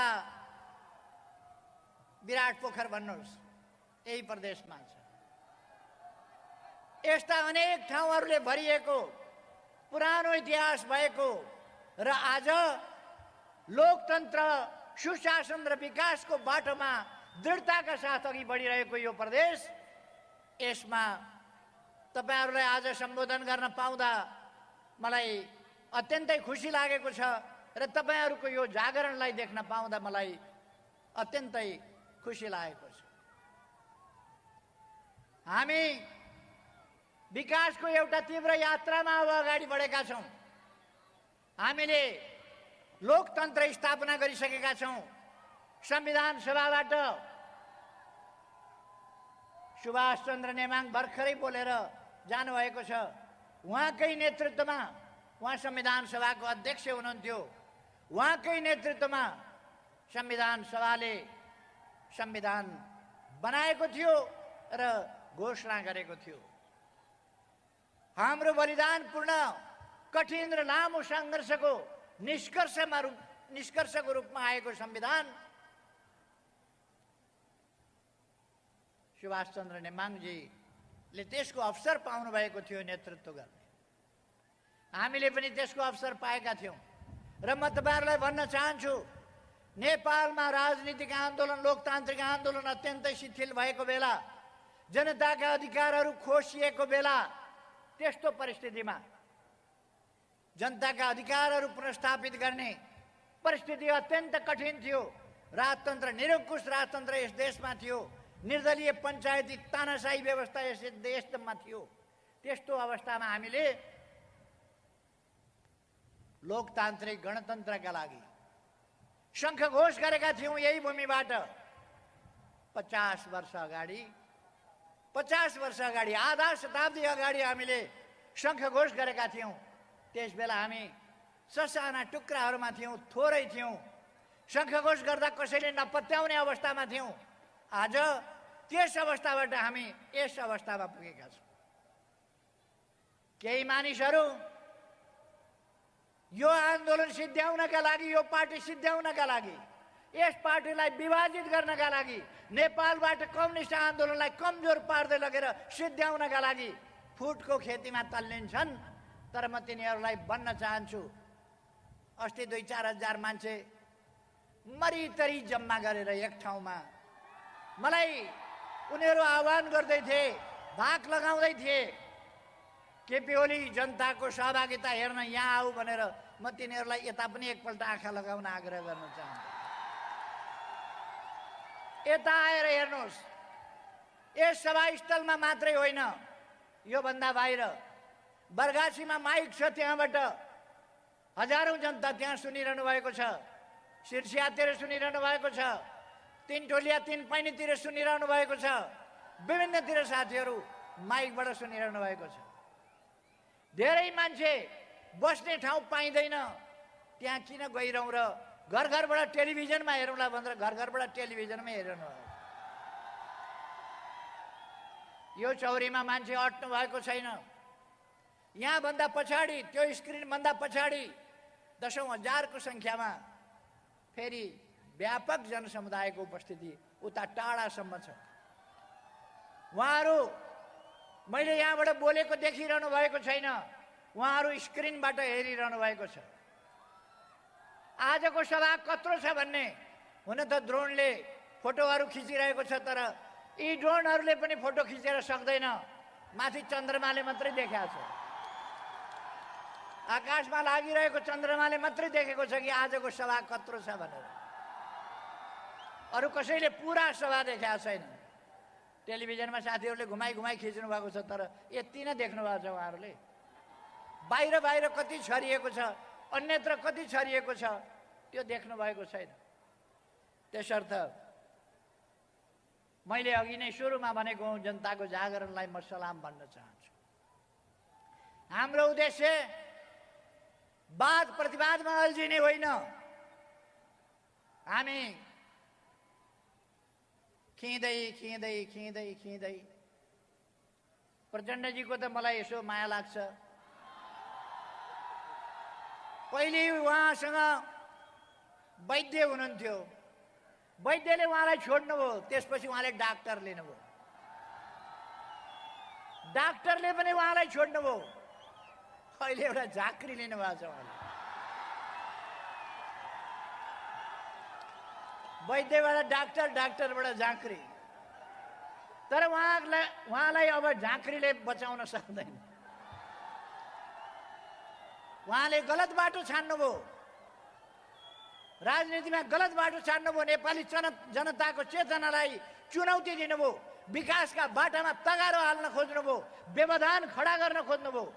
त्यसकारण उहाँले अब नेपालको राजनीतिमा सफलता पाउन सम्भव छैन। सिद्धिसकेका प्रचण्डलाई मैले 2-4 सिटमा सीमित हुने प्रचण्डलाई ल्याएर फेरि एउटा जुरो हालिदिएको थिएँ, ठुलै जुरो हालिदिएको थिएँ। ठुलो जुरो भएपछि मैले अलिकति सिङ हालिदिएको थिएँ, फेरि लामा सिङ भएपछि उहाँमा अहङ्कार चढ्यो। उहाँले फेरि हामीलाई नै सिद्ध्याउँछु भन्न थाल्नुभयो र उहाँको नियति अब उहाँको नियति असफलता बाहेक केही हुन सक्दैन। त्यतापट्टि म जान चाहन्न। मैले खालि त्यस्तो नभए हुन्थ्यो भने हो। म उहाँलाई भन्न चाहन्छु अझै पनि तपाईँ फर्किन चाहनुहुन्छ भने फर्किएर आउनुहोस्, नेपाली जनताको यो सागरमा मिसिनुहोस् तपाईँ। म उहाँलाई भन्न चाहन्छु। अब मिसिनुहुन्न भनेदेखि ठिकै छ, लड्नेलाई वीरबाट लड्नेलाई राम भन्न सकिन्छ भन्ने छ, काँध हाल्न सकिँदैन भन्ने छ। हामी काँध हाल्न सक्दैनौँ, राम भन्न मात्रै सकिन्छ। तर तपाईँहरूलाई बताऊँ, उहाँ आउने बाटोमा फर्किने बाटोमा हिँड्नु भएको होइन, उहाँ खिँदै गएर सिद्धिने बाटोमा हिँड्ने भयो। जङ्गलमा पस्ने बाटो कस्तो हुन्छ? गोठालाहरूले हिँड्ने बाटो अलिक जङ्गल पस्ने बेलामा बाटो हुन्छ, हिँड्दै हिँड्दै गएपछि पर पुग्दा बाटै हराउँछ, सिद्धिन्छ। उहाँको अब उहाँको नौबत त्यस्तै हो, उहाँको हकीकत त्यस्तै हो। मैले अघि नै भने मलाई विवादमा रुचि होइन, उहाँहरूसँग विवाद गर्नुपर्ने कुनै आवश्यकता पनि छैन हामीलाई। तर म भन्न चाहन्छु, हामी सुशासन र विकासको बाटोमा अगाडि बढ्छौँ। त्यसमा कुनै प्रकारको व्यवधान, कसैले खडा गरेको व्यवधानलाई पन्छाएर अगाडि बढ्छौँ। नेपाली जनताको चेतनाले, नेपाली जनताको एकताले अब नेपाललाई समृद्ध नेपाल र सुखी नेपाली बनाएर छोड्छ। हामी नेपाललाई समृद्ध नेपाल बनाउन चाहन्छौँ, सुखी नेपाली बनाउन चाहन्छौँ। यस अभियानलाई कसैले रोक्न सक्दैन। हामी देशभरि नै एउटा विकासको लहर ल्याइरहेका छौँ। यहीँ पनि तपाईँहरूले देख्नु भएको छ, पहिलोपल्ट म प्रधानमन्त्री भएपछि किमाथाङका यहाँ विराटनगर जोगबनीदेखि किमाथाङकासम्मको, रानीदेखि किमाथाङकासम्मको बाटो राजमार्गको हामीले परिकल्पना गऱ्यौँ, बनाउन सुरु गऱ्यौँ। अब केही किलोमिटर मात्रै ट्र्याक खोल्न बाँकी छ। अब किमाथाङका बाटो पुग्ने लागेको छ। अर्को वर्षसम्ममा बाटो किमाथाङका पुग्छ। किमाथाङका बाटो पुगेपछि चीनसँगको आवागमन कुनै पनि मौसममा कहिल्यै पनि रोकिँदैन, सबैभन्दा अनुकूल बाटो हुन्छ। ओलाङचुङ गोलातर्फबाट कोशी करिडर, ओलाङचुङ गोलातर्फबाट तिब्बत जोड्ने, चीन जोड्ने त्यो बाटो पनि अलिकति तयारी हुन बाँकी छ। चीनतिरबाट ओलाङचुङ गोलासम्म आइपुगेको छ। त्यसबाट हामीले अलिकति ओलाङचुङ गोला पुर्याउन बाँकी छ। त्यो पनि हामी कोशी करिडरलाई छिटै पुर्याउँदैछौँ। पूर्व पश्चिम राजमार्ग चौडा गर्दैछौँ, 4 लेन 6 लेनको बनाउँदैछौँ। वन क्षेत्रमा 4 लेन, बाहिर 6 लेन। यो विकासको एउटा नयाँ गति, नयाँ उचाइ लिँदैछ। हामी पूर्व पश्चिम रेलमार्ग, अब तपाईँहरूले विभिन्न ठाउँमा ट्र्याक बनिरहेको देख्नुभएको होला। अब हामी पूर्वबाट पश्चिमको शिलान्यास तुरुन्त गर्दैछौँ। मदन भण्डारी राजमार्ग मेचीदेखि महाकालीसम्म मदन भण्डारी राजमार्ग बनाउँदैछु। म सुदूर पश्चिमको कञ्चनपुर जिल्लाको दैजी भन्ने ठाउँमा पर्सि औद्योगिक क्षेत्र, नयाँ औद्योगिक क्षेत्र स्थापनाको शिलान्यास गर्न जाँदैछु। 16 गते यसै प्रदेशको झापा जिल्लामा अर्को औद्योगिक क्षेत्रको शिलान्यास गर्ने कार्यक्रम छ, त्यहाँ शिलान्यास गर्न आउँदैछु। अरू विभिन्न ठाउँहरूमा हामी चाहे नेपालगञ्ज बाँके जिल्लाको नौबस्ता भन्ने ठाउँमा होस् या अरू विभिन्न ठाउँमा हामी विभिन्न ठाउँमा औद्योगिक क्षेत्रहरू स्थापना गरिरहेका छौँ। यहाँहरूले देख्नु भएको छ, केही दिन अगाडि मात्रै हामीले घोषणा गरेका छौँ, विद्यालयहरू, कार्यालयहरूलाई अब हामी डिजिटलाइज गर्दैछौँ र डिजिटल नेपालको, हाम्रो आधुनिक नेपाल, डिजिटल नेपालको हाम्रो सपना हामी साकार पार्दैछौँ। हामीले नागरिक एप्स निर्माण गरेर अब लाइसेन्स नवीकरण गर्नेदेखि लाइसेन्स लिनेदेखि विभिन्न खालका कामहरू आफ्नो मोबाइलबाट हुने त्यो प्रणाली सुरु गरिसकेका छौँ। हामीले विद्यालयहरूमा कम्प्युटर र ल्यापटप पुर्याउने र 4G जोड्ने र त्यस मार्फत हरेक विद्यालयमा गुणस्तरीय शिक्षा पुर्याउने त्यो प्रबन्ध गरिरहेका छौँ।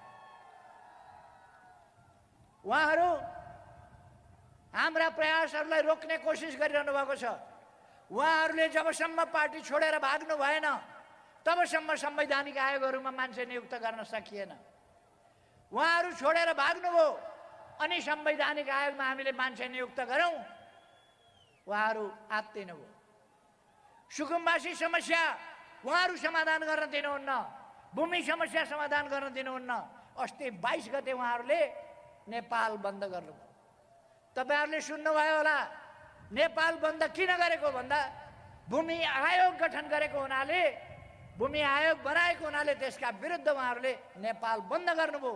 भूमि आयोगले के गर्दैछ? भूमिका समस्या समाधान गर्दैछ, सुकुम्बासी समस्या समाधान गर्दैछ, तत्काल काम थाल्दैछ, भूमिलाई व्यवस्थित गर्दैछ, बलजफ्ती भूमाफियाले लिएका जमिनहरू खोसेर फिर्ता ल्याउँदैछ। त्यसकारण उहाँहरू आत्तिनुभयो। उहाँहरू आत्तिएर नेपाल बन्द गर्नुभयो। नेपाल बन्द कसका विरुद्ध? सुकुम्बासीहरूका विरुद्ध, भूमिहीनहरूका विरुद्ध, धनी पूर्जा नपाएका गरिबहरूका विरुद्ध, तिनीहरूका विरुद्ध उहाँहरूले नेपाल बन्द गर्नुभयो। आयोगहरूले विभिन्न जात जातिका, जनजातिका, दलितका, मधेसीका, थारूका समस्याहरू अगाडि बढाउँछ। ती समस्याहरूलाई पहिचान गर्छ, तिनको समाधान प्रस्तुत गर्छ। त्यसकारण त्यो आयोगहरू गठन भएकोमा उहाँहरूलाई आपत्ति छ, विरोध छ र उहाँहरू नेपाल बन्द कसका लागि नेपाल बन्द गर्दै हुनुहुन्छ? कसका लागि नेपाल बन्द? के का लागि नेपाल बन्द? भूमिहीनहरूका विरुद्ध, सुकुम्बासीका विरुद्ध, जाति जनजातिका विरुद्ध, दलितका विरुद्ध, महिलाका विरुद्ध, मधेसीका विरुद्ध, थारूका विरुद्ध, कसका विरुद्ध उहाँहरू गर्दै हुनुहुन्छ? यिनै जनताका विरुद्ध। त्यसकारण उहाँहरू भन्दै गर्नुहुन्छ, काग कराउँदै गर्छ, पिना सुक्दै गर्छ। हामी अगाडि बढ्दै जान्छौँ, उहाँहरू कराउँदै गर्नुहुन्छ। अहिले उहाँहरू दौडी दौडी कराइरहनु भएको छ, दौडी दौडी कराइरहनु भएको छ विकासका विरुद्ध। तर हामी विकासका अभियानलाई निरन्तरताका साथ अगाडि दिन्छौँ। तपाईहरूले अस्ति भर्खर सुन्नुभयो, एकै दिनमा 309वटा अस्पताल देशभरिमा हामीले शिलान्यास गऱ्यौँ। कुनै पनि देशमा एकै दिनमा 309वटा अस्पताल शिलान्यास भएको छैन होला, जुन कुरा हामीले नेपालमा गऱ्यौँ। एकैचोटि हामी उत्तर दक्षिण राजमार्गहरू, एकैचोटि हामी पूर्व पश्चिम राजमार्ग, हुलाकी राजमार्गलाई तीव्रताका साथ 62% भन्दा बढी काम, मेची महाकालीको हुलाकी राजमार्ग ऐतिहासिक कालदेखिको राजमार्ग, तर इतिहासमा मात्रै थियो, राजमार्ग बाँकी थिएन। 20औं वर्षदेखि चर्चा थियो, बनेको थिएन। त्यसलाई हामीले बनाउने काम अगाडि बढाएर 62% पुरा गरिसकेका छौँ।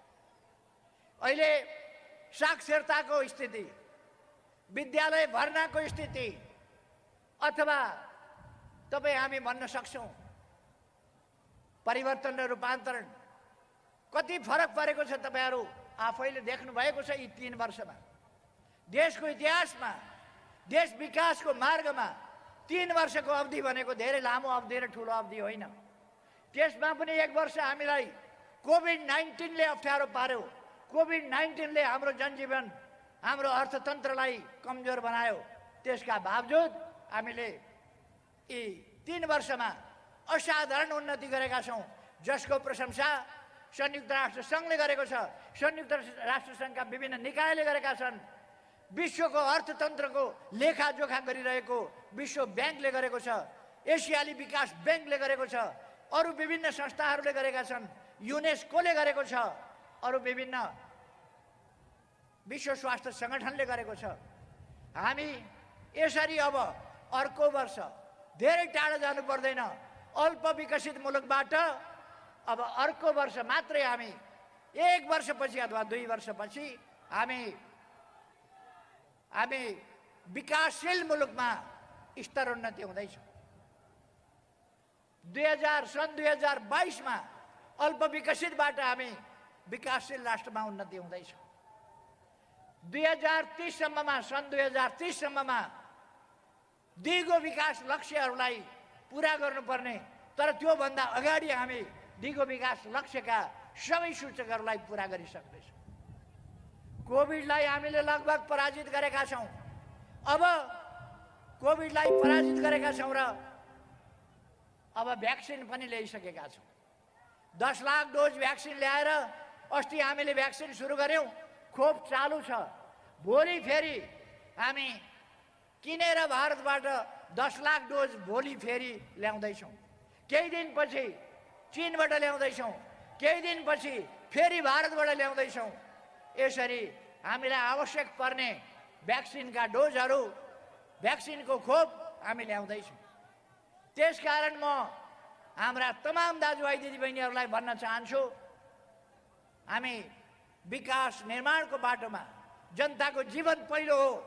जनताको जीवन बचाउनुपर्छ, जनताको जीवनको उद्धार गर्नुपर्छ, जनतालाई खाने, बस्ने, लाउने, शिक्षा, स्वास्थ्यका आधारभूत प्रबन्धहरू गर्नुपर्छ, जनतालाई अधिकार सम्पन्न बनाउनुपर्छ, जनतालाई अवसरसम्म पुग्ने त्यो अवस्था पनि सिर्जना गर्नुपर्छ। समाजमा सामाजिक न्याय र समानता हुनुपर्छ। विभिन्न प्रकारका असमानता, भेदभाव, थिचोमिचो, शोषण जस्ता कुराहरू समाजमा अन्त्य हुनुपर्दछ। हामी अन्धविश्वासमा होइन, अब एउटा सचेत समाज, आधुनिक समाज, विकसित समाज, विज्ञान र तथ्यहरूमा आधारित समाज, त्यस्तो समाज निर्माण गरेर अगाडि बढ्नुपर्छ। मैले भन्ने गरेको छु, हाम्रा पूर्वजहरू विद्वान अनुसन्धाता थिए। दुनियाँ विश्व अन्धकारमा भएका बेला हाम्रा पूर्वजहरूले वेद र उपनिषदहरू, वेद र पुराणहरू रचना गरेका थिए। यही नेपालको भूमिमा सभ्यताको सबभन्दा पहिलो शङ्खघोष शिव सभ्यताबाट भएको थियो। विचारको, दर्शनको सबभन्दा पहिलो बिगुल शैव्य दर्शनको रूपमा यही भूमिबाट सुरु भएको थियो।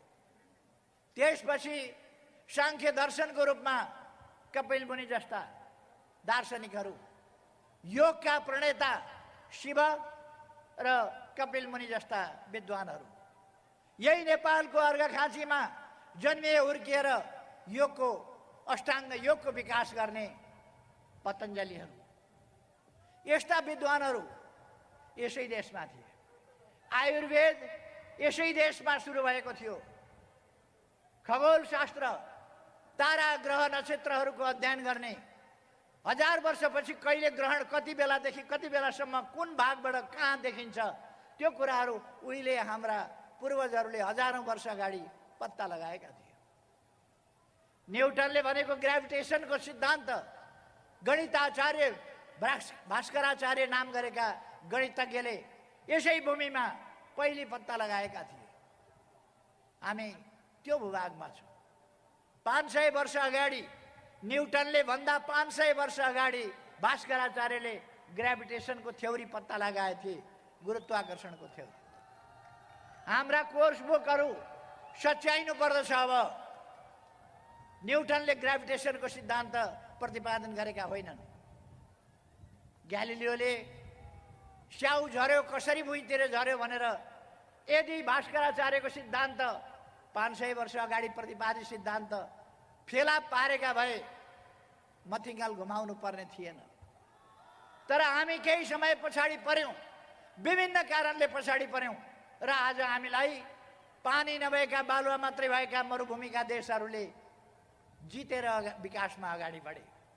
तर हाम्रो गौरवपूर्ण इतिहास, हाम्रो सभ्यता, हाम्रो संस्कृति, हाम्रो प्रकृति, हाम्रा खनिजहरू, हाम्रा खोला नाला, संसारको वातावरण सिर्जना गर्ने हिमाल, संसारको सबभन्दा ठुलो कुलिङ सेन्टर, आज दुनियाँमा वातावरणको सम्बन्धमा ग्लोबल वार्मिङको कुरा भइरहेको छ। विश्व नै तातिरहेको व्याख्या भइरहेको छ। यो तातिरहेको विश्वलाई यदि मरुभूमिको हावा तातेर आउँछ भने हिमालको नजिक पुग्नभन्दा अगाडि चिसो भइसक्छ। हाम्रा हिमालहरू क्याप्रिकन र line of cancer, line of cancer र क्याप्रिकनका बीचको तातो प्रदेशको हावालाई सजिलै शीतल पारिदिने, धेरै मिटरसम्म हिउँ आफ्नो काँधमा बोकेर हिमालहरू बसेर बिस्तारै रिचार्ज सिस्टमले तल पग्लिएर चट्टानबाट बिस्तारै मूल र नदीहरूमा परिणत गराउने यस्तो हिमालहरू भएको यो गौरवपूर्ण धरती, त्यस्ता पुर्खाको धरती, यस्तो खनिजहरू भएको धरती। अब हामी नवलपरासीको धौबारीमा फलाम खानी स्थापना गर्दैछौँ। हामीले जाँचिसक्यौँ, हामीसँग पर्याप्त फलाम खानी छ। लाखौँ टन हामी फलाम निकाल्न सक्छौँ र त्यसबाट हामी हाम्रै देशको फलाम स्टिल उत्पादनबाट आफ्ना निम्ति आवश्यक सामग्री निर्माण गर्न सक्छौँ र बिक्री पनि गर्न सक्छौँ। उसको तनहुको मिनम खानी अथवा पर्वतको फलाम खानी तिनीहरूलाई पनि हामी प्रयोग गर्छौँ, अथवा जाजरकोटको तामा खानी अथवा बैतडीको फस्फरस खानी। अब यस्ता अनेक कुराहरूलाई हामीले अगाडि बढाउँदैछौँ खानीहरूको उत्खनन गर्ने कुरा। दैलेखमा पेट्रोल र डिजेलको हामी गम्भीर अध्ययन गरिरहेका छौँ, त्यसको उत्खनन गर्छौँ, हामी प्रयोग गर्छौँ, अरूलाई बेच्छौँ। अब हामी प्रदूषणबाट मुक्त हुने दिशामा जाँदैछौँ। हामी विद्युत, अब हाम्रोमा लोड सेडिङ हामीले बन्द गरिसकेका छौँ, अन्त्य गरिसकेका छौँ। अब विद्युतमय देश छ, उज्यालो देश छ हाम्रो देश। दुर्गम ठाउँमा केही दुर्गम ठाउँहरूमा बिजुली नपुगेका ठाउँमा वैकल्पिक बिजुलीको व्यवस्था गरेर, सोलरको व्यवस्था गरेर, हावाको बिजुलीको व्यवस्था गरेर हामी वैकल्पिक ऊर्जाले झिलिमिली बनाउँछौँ गाउँहरूलाई। मैले हावाबाट बिजुली निकाल्ने भन्दा केही मान्छेहरू हावादारी कुरा भयो भन्दै हिँडे। मैले हाम्रा नदीहरूलाई आवागमनको बाटो बनाउनु पर्छ भन्दा बाल्टीमा पानी, कागजका पानी जहाज बनाएर खेलाएर हिँडे। अहिले यही सप्तकोशीमा स्टिमरहरू 11 मिनेटमा, कति घन्टा लाग्छ घुमेर गाडीबाट जाँदा, तर 11 मिनेटमा भोजपुर पुर्याउँछ। यहीँ चत्राबाट 11 मिनेटमा भोजपुर पुर्याउँछ, 11 मिनेटमा ल्याइ पुर्याउँछ। त्यसको हामी विकास गर्दैछौँ। त्यहाँ बाधा भएको एउटा ढुङ्गो, त्यसलाई क्रेन लगाएर फुटाउँदैछौँ र नदीको बाटो क्लियर गर्दैछौँ स्टिमरका लागि। त्यसै गरेर हाम्रा उत्साही युवाहरूले जसरी यहाँ कोशीमा, सप्तकोशीमा गरेका छन्, त्यसै गरी गण्डकीमा गरिरहेका छन्।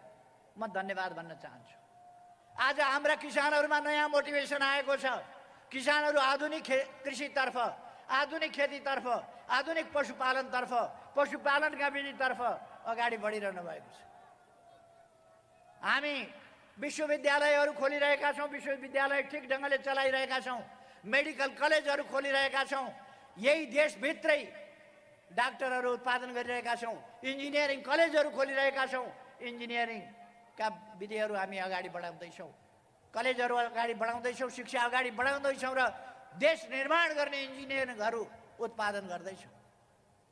आज हाम्रो ठाउँमा, हाम्रो देशमा पहिले राणाहरूका दरबारमा मात्रै हुने कला संस्कृति जस्ता कुराहरू, साहित्य जस्ता कुरा आज जनताका जीवनका बिचमा हुने भएको छ। एउटा गीत बजाइदिने हो भने यहाँ तपाईँहरू आधा मान्छे नाच्न थाल्नुहुन्छ, त्यो संस्कृति हाम्रो छ। हाम्रो देश दोहोरीमा कुरा गर्ने देश हो, आँसु कविहरूको देश हो। कविता बनाउँदै जाने, गीत गाउँदै जाने, गीत रचना गर्दै जाने, गाउँदै जाने त्यो देश हो। यस्तो देश दुनियाँमा कहीँ पनि छैन यो बाहेक, जसले धारावाहिक रूपमा गीत बनाउन सकोस्, गीत गाउँदै जान सकोस् यो देश। केही विदेशीहरू आउनुहुन्छ, आश्चर्यचकित भएर हाम्रो देशमा दोहोरी सिक्नुहुन्छ, अचम्म मान्नुहुन्छ। केहीले सिक्नु पनि भएको छ दोहोरी, अचम्म लाग्दो गरी उहाँहरू अत्यन्त प्रसन्न हुनुहुन्छ। कोही युरोपबाट, कोही अमेरिकाबाट, कोही कहाँबाट आएर यहाँ दोहोरी सिक्नुहुन्छ। दोहोरीमा आँसु कवि भन्छ नि, आँसु कविताको पञ्च, कवित्वको पञ्च। गीतहरू रचना गर्दै जाने र गाउँदै जाने त्यो धारावाहिकता छ यहाँ। अथवा त्यो सृजनशीलता, त्यो चिन्तनको तीव्रता, त्यो कवित्व, यी खालका कुराहरू यस देशमा छ। यो देश सृजनाको मुहान हो, यो देश ज्ञानको मुहान हो, सृजनाको मुहान हो, विश्लेषणको मुहान हो, यो देश विभिन्न खोज अध्ययन अनुसन्धानहरूको मुहान हो। त्यसकारण यो देशको विकास सम्भव छ। उहाँहरू भ्रम फिजाउन केही मान्छेहरू लाग्नु भएको छ। भ्रम फिजाउन कति सक्नुहुने रहेछ, केही दिन साथीहरूलाई भ्रम फिजाउनु भयो। तर यसै क्षेत्रका, यसै प्रदेशका प्रदेश सभा सदस्य, खोटाङबाट निर्वाचित प्रदेश सभा सदस्य उषा कला राई फेरि उहाँहरूको भ्रमबाट मुक्त भएर अब हामीसँग एकताबद्ध हुनुभएको छ। अरू साथीहरू पनि एकताबद्ध हुँदै हुनुहुन्छ। हिजो झुक्किएर हस्ताक्षर गरेकाहरू हस्ताक्षर फिर्ता लिँदै हुनुहुन्छ। म दाजुभाइ दिदीबहिनीहरूलाई, हाम्रा जनप्रतिनिधिहरूलाई भन्न चाहन्छु, नझुक्किनुहोस्, नअल्मलिनुहोस्। अहिले पनि हिजो गरेका, झुक्क्याएर गरेका, करकापले गरेका, बलजफ्ती गराइएका हस्ताक्षरहरू फिर्ता लिनुहोस्, थपक्क पार्टीमा आउनुहोस्। तपाईँहरूलाई स्वागत छ, फर्केर पार्टीमा आउनुहोस्, गल्ती नगर्नुहोस्। तपाईँहरूले जनताले तपाईँहरूलाई जुन परस्पर विश्वास गर्नुभएको थियो, त्यो साङ्लो, त्यो विश्वासको धागो नटुटाउनुहोस्। तपाईँहरूलाई जनप्रतिनिधि छानेर जनताले पठाएको पार्टी फुटाउन होइन, पार्टी जुटाउन हो। यस पार्टीलाई मजबुत बनाउन हो, यस पार्टीको वकालत गर्न हो। यस पार्टीको तर्फबाट तपाईँहरू दृढताका साथ अगाडि बढ्नुहोस् र पार्टीलाई बलियो बनाउनुहोस्, आन्दोलनलाई बलियो बनाउनुहोस्, देश बनाउने कामको नेतृत्व गर्नुहोस् भनेर हो। त्यसकारण हाम्रा जनप्रतिनिधिहरूलाई म आग्रह गर्न चाहन्छु, भ्रममा नपर्नुहोस्। अरूले खेलाएका कठपुतलीहरूका इसारामा तपाईँहरू नचलिदिनुहोस् कृपया। म आग्रह गर्न चाहन्छु, भ्रममा नपर्नुहोस्, आउनुहोस्। पूर्व कानुन मन्त्री शेरबहादुर तामाङजी, उहाँहरूले 2-4 दिनसम्म बलजफ्ती तानेर घिसारेर लानुभयो। अब पूर्व कानुन मन्त्री शेरबहादुर तामाङजी हाम्रो पार्टीका नेता, उहाँ पनि यस पार्टीमा मलाई त बलजफ्ती तानेर लगाएका थिए। तर म केही भन्न चाहन्न, म सरक्कै यस पार्टीमा फर्किन्छु, दृढताका साथ उभिन्छु र काम गर्छु भनेर यस पार्टीमा फर्किसक्नु भएको छ, काममा लागिसक्नु भएको छ। यसै प्रदेशका साथीहरूको सम्बन्धमा मैले धेरै केही भनिरहनु पर्दैन। कतिपय साथीहरूलाई बलजफ्ती, करकापले, झुक्क्याएर, धम्काएर, भ्रममा पारेर अनेक हिसाबले जो सही गरेका थिए, अस्थिरताको पक्षमा, खलबली ल्याउने पक्षमा, त्यस कुरालाई साथीहरूले अस्वीकार गरेर फर्किरहनु भएको छ, हस्ताक्षरलाई रद्द गरिरहनु भएको छ। म उहाँहरूलाई धन्यवाद भन्न चाहन्छु, उहाँहरूलाई स्वागत गर्न चाहन्छु। तपाईँहरूको चेतनालाई धन्यवाद छ। अब म यहाँहरूलाई केही मुद्दा मामिलाका प्रश्न भन्न चाहन्छु। हामी झगडिया होइनौँ, हामी मुद्दा हाल्न जाँदैनौँ, मुद्दा हाल्न हामी कुद्दैनौँ। हामी आफ्नो काम गर्छौँ, देशको काम गर्छौँ, लोकतन्त्र जोगाउने काम गर्छौँ, लोकतन्त्रका लागि काम गर्छौँ। तर उहाँहरू हरेक कुरा भएपछि मुद्दा हाल्न जानुहुन्छ, बोलाउनुहुन्छ, हस्ताक्षर गराउनुहुन्छ, मान्छेलाई तानेर ल्याएर हस्ताक्षर गराउनुहुन्छ, त्यो हस्ताक्षर हातमा बोकेर कुद्नुहुन्छ। कहिले निर्वाचन आयो, कहिले कहाँ। सभामुख बनाइएको थियो एकजनालाई, उहाँ सरकारका विरुद्ध मुद्दा हाल्न जानुभएको छ। सरकार विरोधी झगडिया हो सभामुख। सभामुखले झगडिया हुन सुहाउँछ? सभामुख छानेको झगडिया हुनका लागि हो, तर उहाँ झगडिया हुन जानुभएको छ। उहाँले कृत्य शनाखत गर्नुभएको छ, भन्न पनि लाज लाग्ने कुरा। सभामुख जस्तो पदको मान्छेले कृत्य शनाखत गर्छ? 3:30 बजे दर्ता गर्न लगेको कुरालाई 10:40 मा ल्याएका थिए भनेर शनाखत गर्नु जस्तो लज्जास्पद कुरा के हुन्छ एउटा सभामुख जस्तो पदका लागि? अब उपराष्ट्रपतिजी सरकारका विरुद्ध भाषण गरेर हिँड्नु भएको छ। म उहाँलाई भन्न चाहन्छु, उहाँको पदले भाषण गरेर हिँड्ने, सरकारको विरोध गरेर हिँड्ने अनि संविधान मिचियो अथवा प्रजातन्त्र मासियो आदि कुराहरू। प्रतिनिधि सभा विघटन गरेर बैठक भयो, चुनाव गर्न पाइँदैन। उहाँ त चुनाव नगर्ने नै पृष्ठभूमिबाट आउनुभएको, अब त कमसेकम चुनावकोतिर आउनुहोस्। अब म यहाँहरूलाई भन्न चाहन्छु, हामी झगडिया होइनौँ, हामी मुद्दा मामिलाका पछाडि पनि छैनौँ।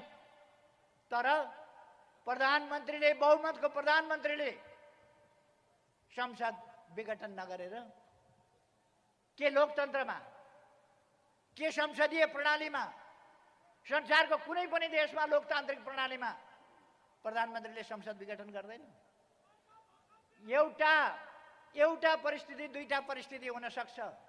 एउटा, अविश्वासको प्रस्ताव राखिसकेपछि अविश्वासको प्रस्तावबाट जोगिनका लागि भङ्ग गर्यो भन्ने आरोप हुन सक्थ्यो।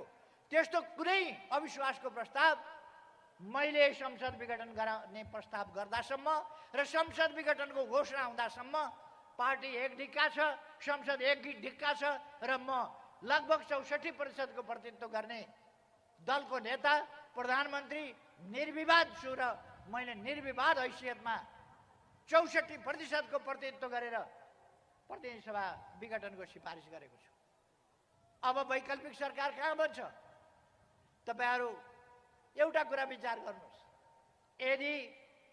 यदि प्रतिनिधि सभा कथम कदाचित पुनर्स्थापना हुने भयो भने के हुन्छ भन्दा अब बहुमतको सरकार रहेन, बहुमतको सरकार रहँदैन। त्यसो भएपछि अनि विभिन्न गठजोड गर्नका लागि फेरि उही सांसद किनबेच, दलहरूका बीचमा मोलतोल, फेरि समीकरण, फेरि सरकार ढलाल, फेरि सरकार बनाऊ, यही खेलमा आगामी 1.5-2 वर्ष त्यसैमा समाप्त हुन्छ र देश अगाडि बढ्न सक्दैन।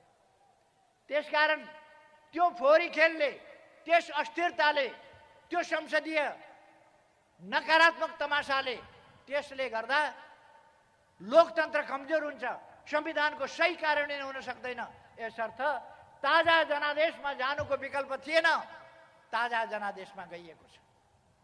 त्यसकारण सम्मानित सर्वोच्च अदालतले कुनै हिसाबले कसैका दबावमा, कुनै अवांछित या दबावका दुष्प्रयासमा कुनै अन्यथा फैसला गर्छ भन्ने कल्पना गर्न सकिँदैन। म भन्न चाहन्छु, हामी अब चुनावको तयारीमा छौँ, चुनावतर्फ जाँदैछौँ। अब अस्थिरतातर्फ मुलुकलाई फर्किन दिने होइन, फर्काउने होइन। सम्मानित सर्वोच्च अदालतले देशभरि भइरहेका यस्ता सभाहरूलाई हेरेको होला, यस्ता सभाहरूबाट प्रकट भएको जनताको अभिमत हेरिरहेको होला, संविधानको मर्म र भावना हेरेको होला र यसपछिका परिणतिहरू र मुलुक कता जान्छ भन्ने कुराको विश्लेषण गरेको होला। त्यसकारण म तपाईहरूलाई भन्न चाहन्छु, कुनै भ्रममा नपरेर, अन्योलमा नपरेर चुनावको तयारीमा जुट्नुहोस्। कतिपयले भन्ने गरेका छन् केपी ओलीले भङ्ग गरेको, प्रतिनिधि सभा भङ्ग गरेको चुनाव गराउनका लागि होइन, यो तानाशाही हुनका लागि हो भनेर। चुनाव हुन हुँदैन, चुनाव बिना, चुनावको माध्यम बाहेक गलत बाटोबाट, फरक बाटोबाट, अनुचित खालका क्रियाकलापको बाटोबाट कोही प्रधानमन्त्री हुन खोज्ने, कोही अध्यक्ष हुन खोज्ने। मसँग जसले महाधिवेशनमा हारो, अर्को महाधिवेशन नपर्खी मलाई अध्यक्ष ले कि मलाई अध्यक्ष ले भनेर बच्चाको जस्तो त्यो खेलाउन मलाई चाहियो, त्यो खेलाउन मलाई चाहियो। अध्यक्षको पद कुनै खेलाउन होइन, महाधिवेशनबाट छानिएको अध्यक्षको पद खेलाउन होइन। कि थपक्क मलाई चाहियो कसैले रोणाइ गर्दैमा दिने अनि त्यो बाटोबाट अध्यक्ष हुन पल्केका, महाधिवेशनबाट होइन। गएर कार्की बैंकटमा, काठमाडौँमा एउटा कार्की बैंकट भन्ने छ, बैंकटमा भोज खाएर कसैले अध्यक्ष बनाइदिए भनेपछि दङ्ग परेर हिँडेका मान्छेहरू अध्यक्ष भयो। अस्ति नै निर्वाचन आयोगले भनिदियो, 2टा अध्यक्ष बाहेक केपी ओली र पुष्पकमल दाहाल नेकपाका दुईटा अध्यक्ष बाहेक अर्को अध्यक्ष चिन्दैन आयोगले। त्यो भनिसकेपछि फेरि पनि अध्यक्ष हुँ भनेर आसन ग्रहण गरिराखेका छन्। के को अध्यक्ष हो थाहा छैन। खैर, निर्वाचन आयोगले चिन्ह कसलाई दिन्छ? बडा हल्ला चलाएका छन्।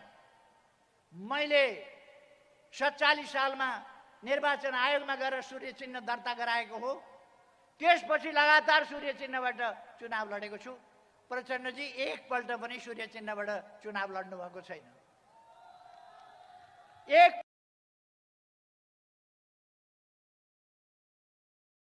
एकपल्ट पनि चुनाव चिन्ह जुन चुनाव चिन्हबाट मान्छे चुनाव लडेका छैन उसले निर्वाचन आयोगमा गएर मेरो भन्दा तपाईहरुलाई हाँसो लागेन? जसले चुनाव एकपल्ट पनि सूर्य चिन्हबाट लडेन उसले जसले दर्ता गर्यो, जसले त्यसबाट चुनाव लड्यो, जसले त्यसको प्रतिनिधित्व गरिराखेको छ उसैको चाहिँ होइन, मेरो हो। यति साह्रो झुटो रोड्याइ त त्यो सानो पुतली खेल्ने केटाकेटी हुन्छ नि, त्यो एउटाको पुतली अर्काले मेरो मेरो भन्छ नि, त्यस्तो तिनीहरूले पनि गर्दैन यति साह्रो जुन प्रचण्डजीहरू गरिरहनु भएको छ। यी कुराहरूका पछाडि साथीहरू अलमलमा नपर्नुहोस्। चुनाव 2078 साल वैशाख 17 गते शुक्रबारका दिन पहिलो चरणमा चुनाव हुन्छ प्रतिनिधि सभाको। 2078 साल वैशाख 27 गते सोमबारका दिन दोस्रो चरणको निर्वाचन हुन्छ प्रतिनिधि सभाको। प्रदेश नम्बर 2, 4, 5 र 7 भनेको प्रदेश नम्बर 2 गण्डकी प्रदेश, लुम्बिनी प्रदेश र सुदूरपश्चिम प्रदेश, यी चारवटा प्रदेशका 40 वटा जिल्लामा वैशाख 17 गते चुनाव हुन्छ।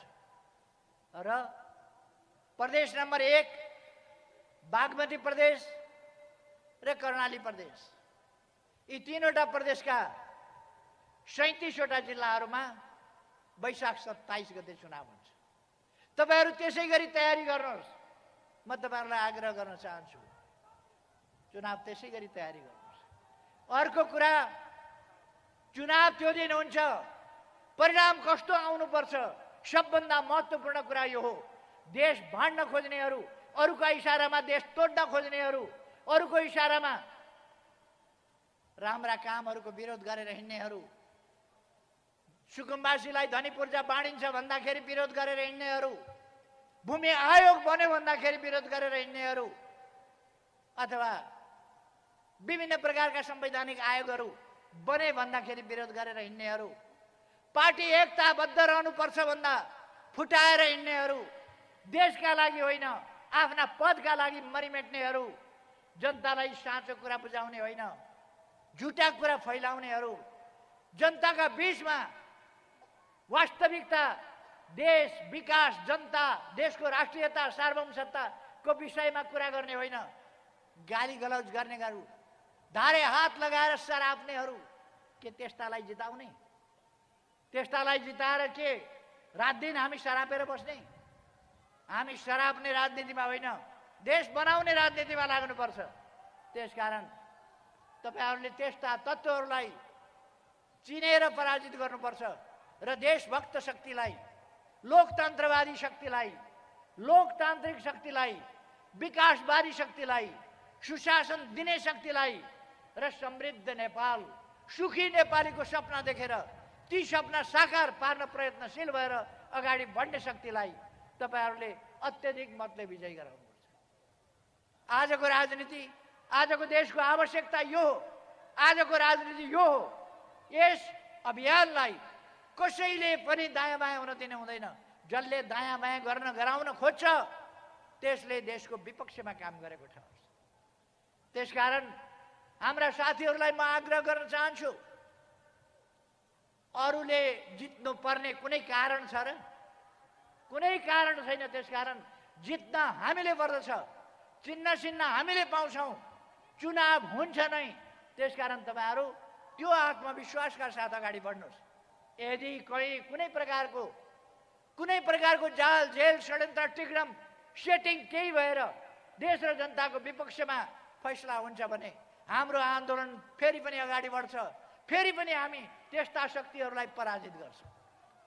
त्यसकारण म आग्रह गर्न चाहन्छु तपाईँहरूलाई आत्मविश्वासका साथ, धैर्यताका साथ देश र जनता, लोकतन्त्र, सुशासन र विकास त्यस्तो कुरालाई मूल मन्त्र मानेर अगाडि बढ्नुहोस्। हामी एउटा विचारमा आधारित पार्टी बनाइरहेका छौँ। पार्टी भनेको मान्छेको हुल मात्रै होइन, एउटा विचारमा आधारित पार्टी, विचारमा आधारित, अनुशासित, सुसङ्गठित र विस्तृत, व्यापक, देशव्यापी र जहाँ नेपाली छन् त्यहाँ हाम्रो पार्टी छ। त्यस्तो पार्टी हामी निर्माण गरिरहेका छौँ। जो देश र जनताप्रति समर्पित छ त्यस्तो पार्टी हामी निर्माण गरिरहेका छौँ। जो जहाँ नेपाली छन् त्यहाँ पुगेको छ त्यस्तो पार्टी हामी निर्माण गरिरहेका छौँ। त्यसकारण म तपाईँहरूलाई आग्रह गर्न चाहन्छु, त्यस्तो पार्टी निर्माण गर्दै विजय यात्रामा अगाडि बढौँ। यही आह्वान गर्दै तपाईँहरूलाई सबैमा सकुशल रहोस्, तपाईँहरूको स्वास्थ्य राम्रो रहोस्, तपाईँहरूलाई काममा सफलता मिलोस्, तपाईँहरू देशका लागि महान योगदान गर्न सफल हुनुहोस्। त्यही शुभकामनाका साथ तपाईँहरूको यस उपस्थितिका लागि फेरि एकपल्ट धन्यवाद भन्दै आफ्नो भनाइ टुङ्ग्याउँछु। धन्यवाद। म हार्दिक धन्यवाद तथा आभार व्यक्त गर्न चाहन्छु सम्माननीय प्रधानमन्त्रीज्यूलाई आफ्नो महत्त्वपूर्ण सम्बोधनका लागि